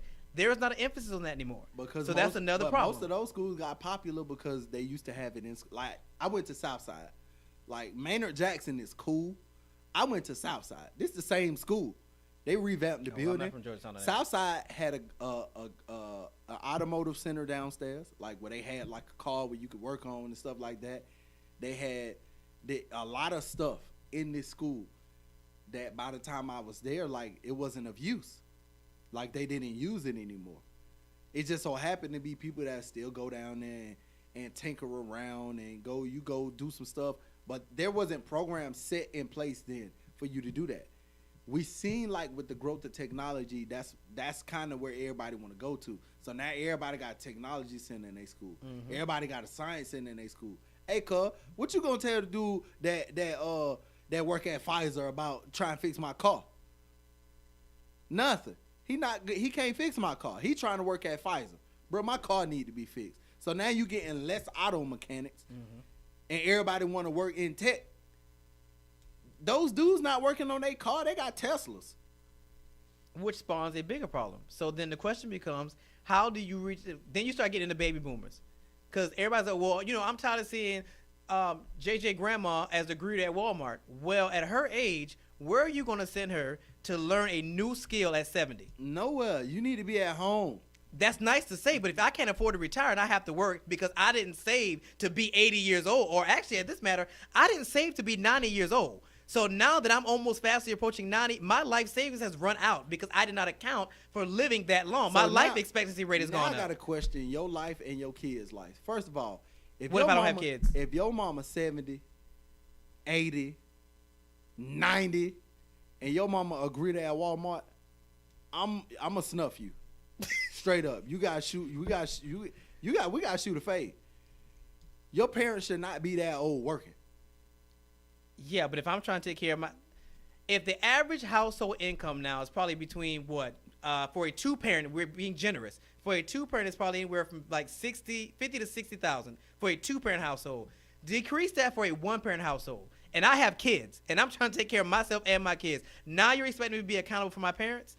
In an ideal world, I would absolutely agree with you. But in an ideal world, I would absolutely agree with you.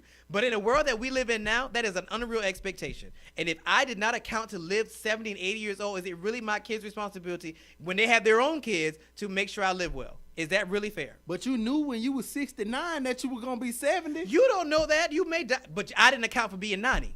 Now I'm 90. So the only two choices I have is either I learn a new skill, which I'm probably too old to do, or either I find the job I can do, which is probably being a greeter at Walmart. It's a skill for you to get up out of bed and go to the bathroom in the morning. Somebody gonna pay me to do that? Exactly. Is somebody gonna pay me to do that? Where your kids at? Where's your kids? Look, they out here complaining about not getting $15 an hour. Maybe that's why they want the 15 so they can help take care of their parents. Jobs. Again, maybe that's why they want the $15 to help take care of their parents. Do not pay the fry dude $15 an hour. He the fry dude. Again, you the fried that dude. goes to your McDonald's point. gonna take L's, man. But that go to your point. It's gonna be L's all across the I board. will absolutely agree. But again, when you look at the fact that McDonald's is a $52 billion company, you can make concessions to pay the operations people $15. You can do that. I don't think you could do that. If You can do that. If you talking about 160,000 employees domestically, I don't think you could do that. But you're bringing in $52 billion. You can make it work. $52 billion is a lot of money. We're not talking about $1 billion. But We're not talking about this $2 what I'm billion. saying. What? If the price of workers go up, then the price of food go up, then the meat, then the onions, then the bread. McDonald's don't make their bread. Well, considering the fact that we're in a trade war anyway, everything's getting ready to go up anyway. So let's be real about it. So how you think they gonna cut a check? That 52 gonna turn to 12 real fast. Trust me.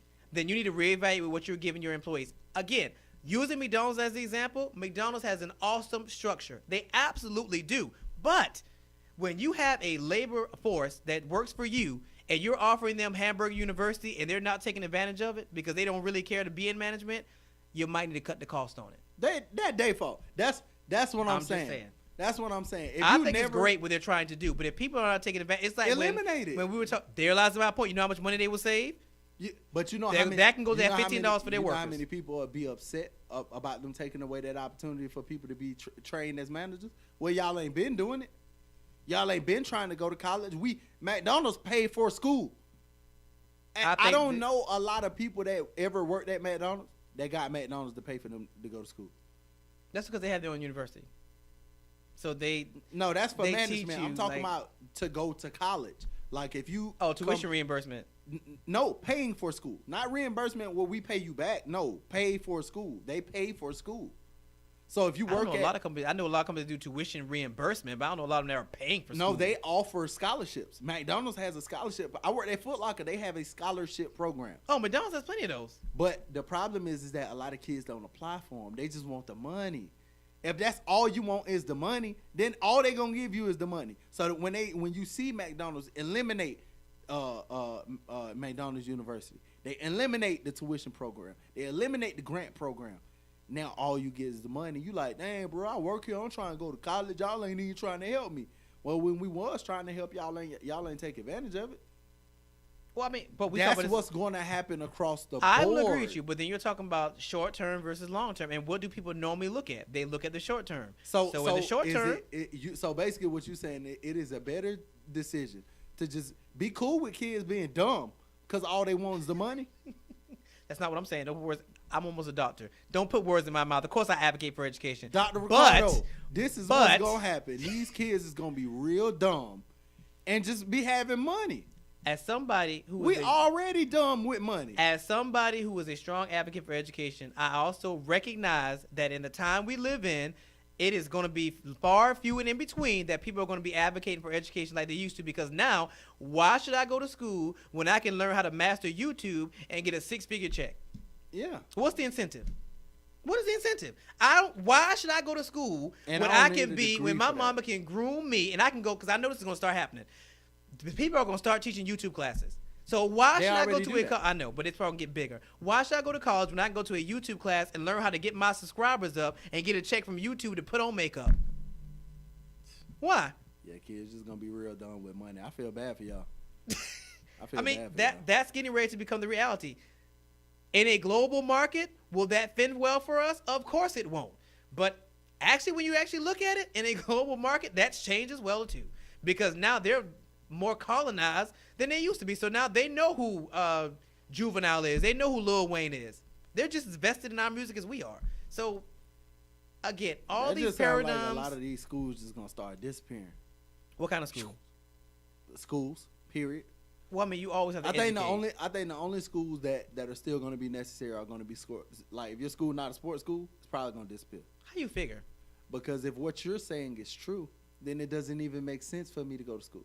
Well, I still have to have, at least you'll still have high schools. I mean, now I'm talking colleges. about colleges. No, I mean, colleges won't go away because you'll still have to train engineers, you'll still have to train doctors, you'll still have to train lawyers. Those are requirements. You But have to if have I a could- JD if to I- practice. If I can learn how to be a doctor on YouTube, No, there's laws against that's legal. You cannot practice law without a law degree. what I'm saying is it might be one of them things where all you got to do is take your classes on YouTube. No, You don't gonna be- gotta go to no, school. you have to. No, they won't change that. That's a law. You It's have to mad have a JD. schools where you don't have to be in the school That's So an if your online. school Yeah, switched but that's to an online online only, class. if your school switched to online only, we can get the same amount of money and not have to pay teachers. No, teachers still have to teach an online course. You can't get rid of that. Even creating modules. But I can eliminate, if I can eliminate half my workforce and still get the same amount of production done. Because now all you got to do is just have somebody drop a curriculum, because you're going to have to pay more tech people than you will teachers in that model. No, not in college, because you still have to have the teachers to create. I mean, a tech person can create the layout for an online class, but you still have to have the teacher that can do the content and put that content in, and you can't pay one teacher to teach 17 courses. So you still have to pay a labor force for teachers. You're not going to be able to get it with teachers. We went to a school where they was paying teachers to teach mad classes. What are you talking about? Yeah, but they still had a low. Shout They out to still, AIU. Wasn't cutting no checks. Had the same teacher for 3 classes in the same room. Yeah, but you still can't teach. There's still a limitation on how much because of the workload of teaching an online class. So don't get it twisted. Just because I'm not going to a physical class, actually, online teachers are complaining that's actually harder because now I have to keep up and they keep changing what's expected. So now I have to look at a discussion board, whereas I only have to do a discussion board once a week. Now because I have more online class, I have to do a discussion board 5 and 6 times a week. Most of all that time is 3 and 4 classes. No, you can't cut back. Yeah, You can't scale back for so much when it comes to education, especially for required majors like engineering, law, medical fields. They'll still always be around. I had teachers for communications who told me, like, as long as I see that you responded in the discussion there, I ain't going to read what you said. I'm going to give you an A.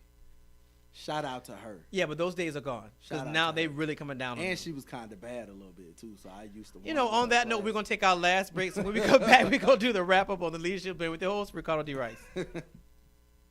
She was bad, though. Who are you talking about?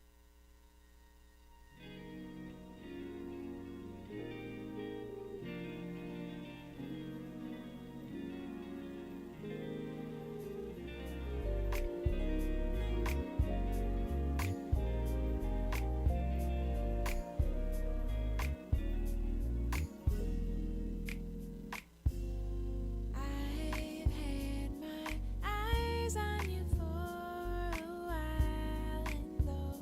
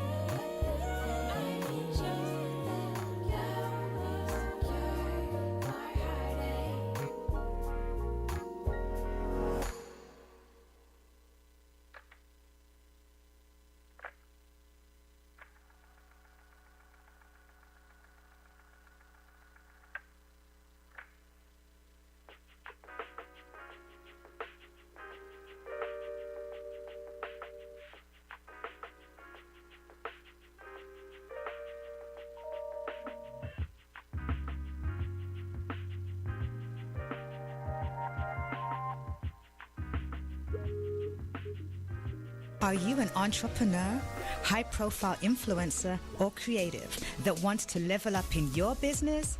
If you are ready to elevate mentally, stand out visually, and dominate digitally, the Brand Doctor has the remedy. As a highly sought-after mindset coach and brand strategist, she helps clients globally to hit the ground running. Contact www.moebrandstudio.com or email getbranded@moebrandstudio.com.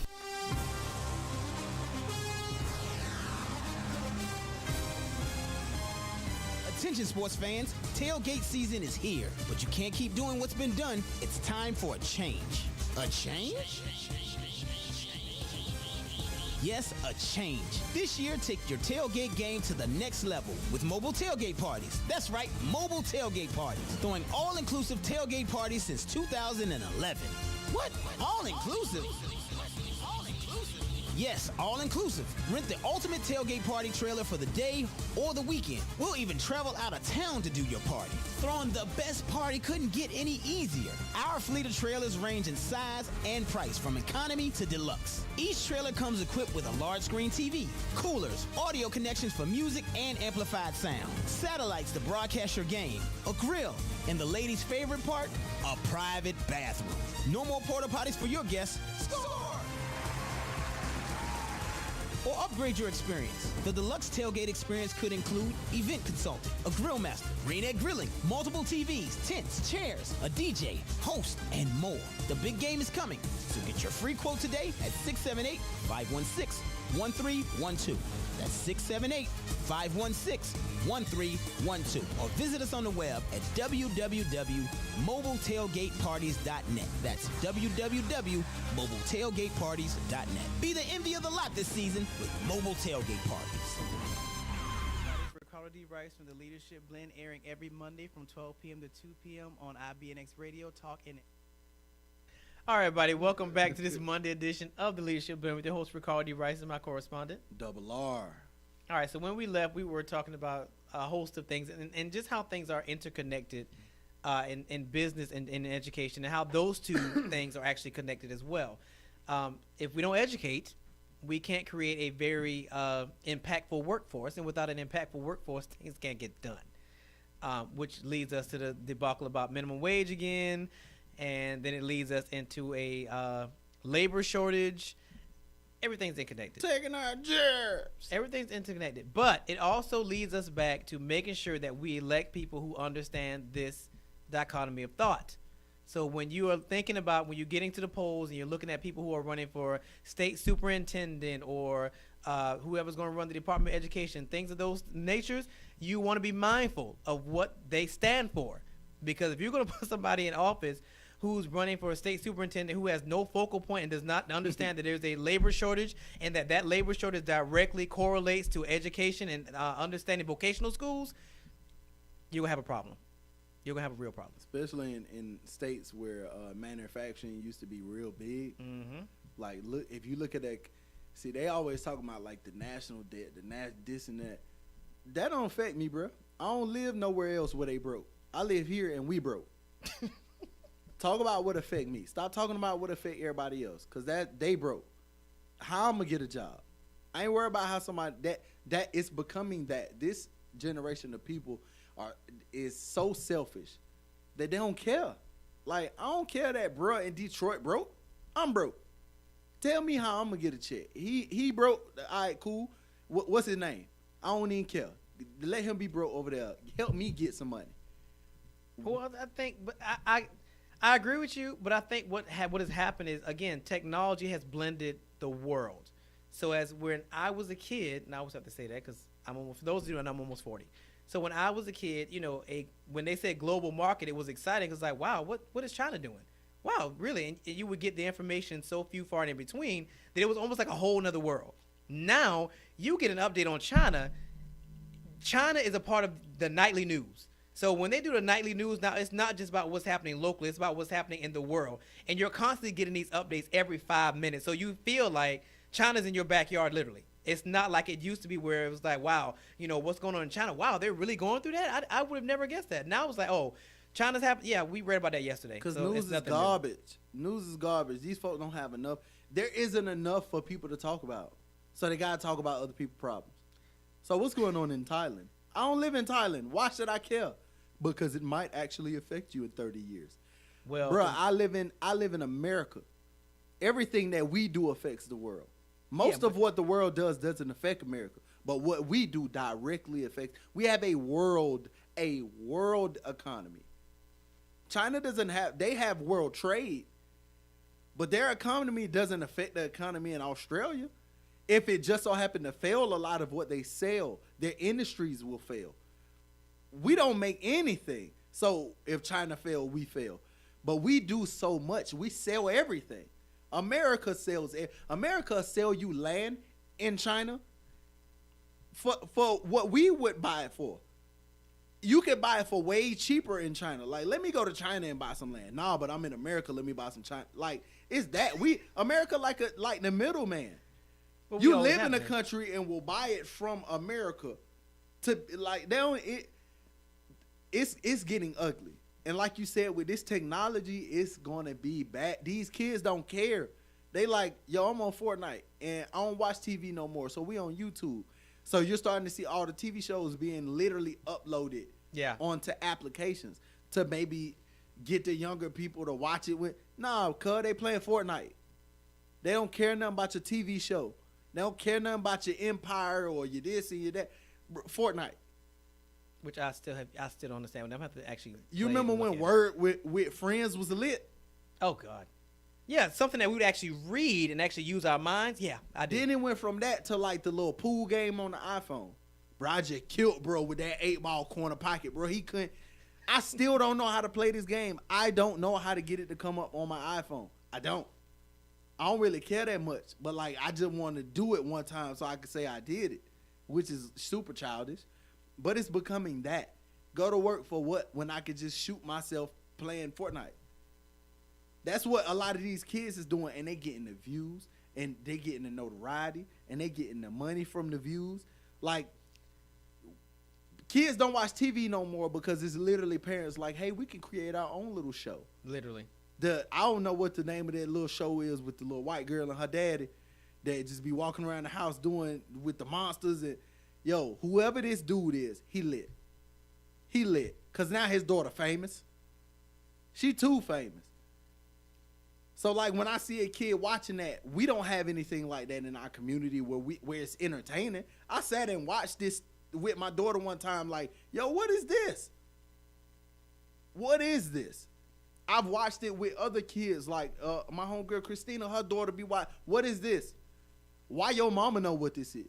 You know where we used to live. Why we ain't got no ideas like that? But that's the question. What happens to a society when the internet becomes the judge, the executioner, and the be-all? Because that's where we're fast approaching, where the internet dictates.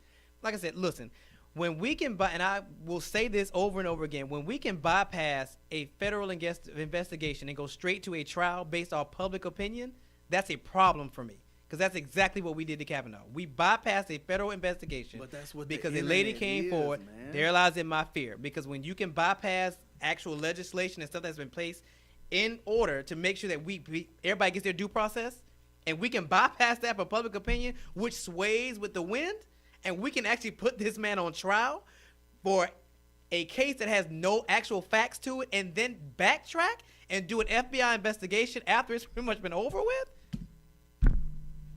What does that say about our society? They say that society is backwards. Well, it says that Our country is backwards, and we need to do better. We're supposed to be if aliens come, we're supposed to be the face of the world. Like, hey, Carl, where America at, bro? I heard they were lit. Oh, they over there, bro. They right there. They still lit. No, they ain't lit no more, bro. Like, you know, cause China not lit no more, so America not lit, cause China made everything like rice. Now Americans don't eat rice no more. They can't wear T-shirts no more because all the T-shirts is made in China. Which brings me to my next point before we leave. Brings me to my next point. My final thought is I want everybody to think about what Double R just said, because I don't think anybody's paying as much attention to trade war as we should be, because I think we forget that most of the stuff that we use, especially electronic-wise, is made in China.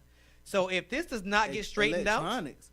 Well, I mean, in We everything. gonna be but out here barefoot. I'm talking about 'cause they make Nike flip flops too. I'm just saying, I use something everybody can think about.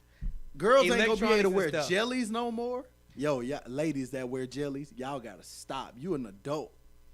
You gotta stop.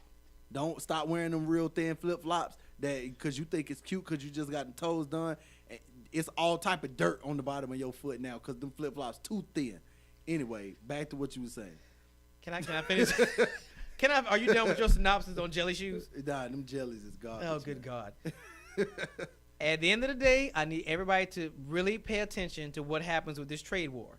Because if we can't get this straightened out, everything that we're used to using on a day-to-day basis is no longer going to be here. And for all those electronic lovers that you was talking about, this Fortnite and stuff, imagine a world without it. Because if we can't get this trade war straightened out with China, that and a lot of other stuff that we're used to having on a day-to-day basis, from pharmaceuticals to electronics, will vanish. And we don't have, because we never took the time to learn how to do these things in the absence of China doing them. Yeah, think about living on a day-to-day basis without a TV. And I mean a TV in general. So no YouTube, no TV, no anything like that. No iPhones, none of that stuff. The batteries that go in your phone that's made by China, yeah, that power your phone that we no longer will have. I want you to think about that kind of stuff. Hold on. Think about when you call customer service. Oh, God, and they put Americans on the line. Hey, how you doing? My name's Shaquita. Oh, so that's your go-to when I do it. It's a problem when you do it. Shout It's out my okay. homegirl Shaquita that work in customer service. You know but what? like, I'm just saying, like, that's what it's gonna switch These to. are all the types of things we It's gonna don't be think garbage. about, that if we can't get this trade war straightened out, are going to vanish, and we're gonna have to learn how to live on a day-to-day basis without these things. But what's your final thought? You got it like a second. Joe Biden, man. What's up, man? Come on, do your thing, bro. And on that note, we'll see you guys on Friday. I will not be here because I'm going on a cruise. So it's gonna be me and Double Simone. R and Simone will And be we taking gonna be over lit. the blend on Friday. So you definitely want to tune in. I would love to, but I can't because I'll be on the boat. And I'm not gonna lie, I'm not going to. But I'll see it in reruns. So you have a great day. They will see you on Friday, and same time, same place on the Leadership Blend with the host, Ricardo D. Rice.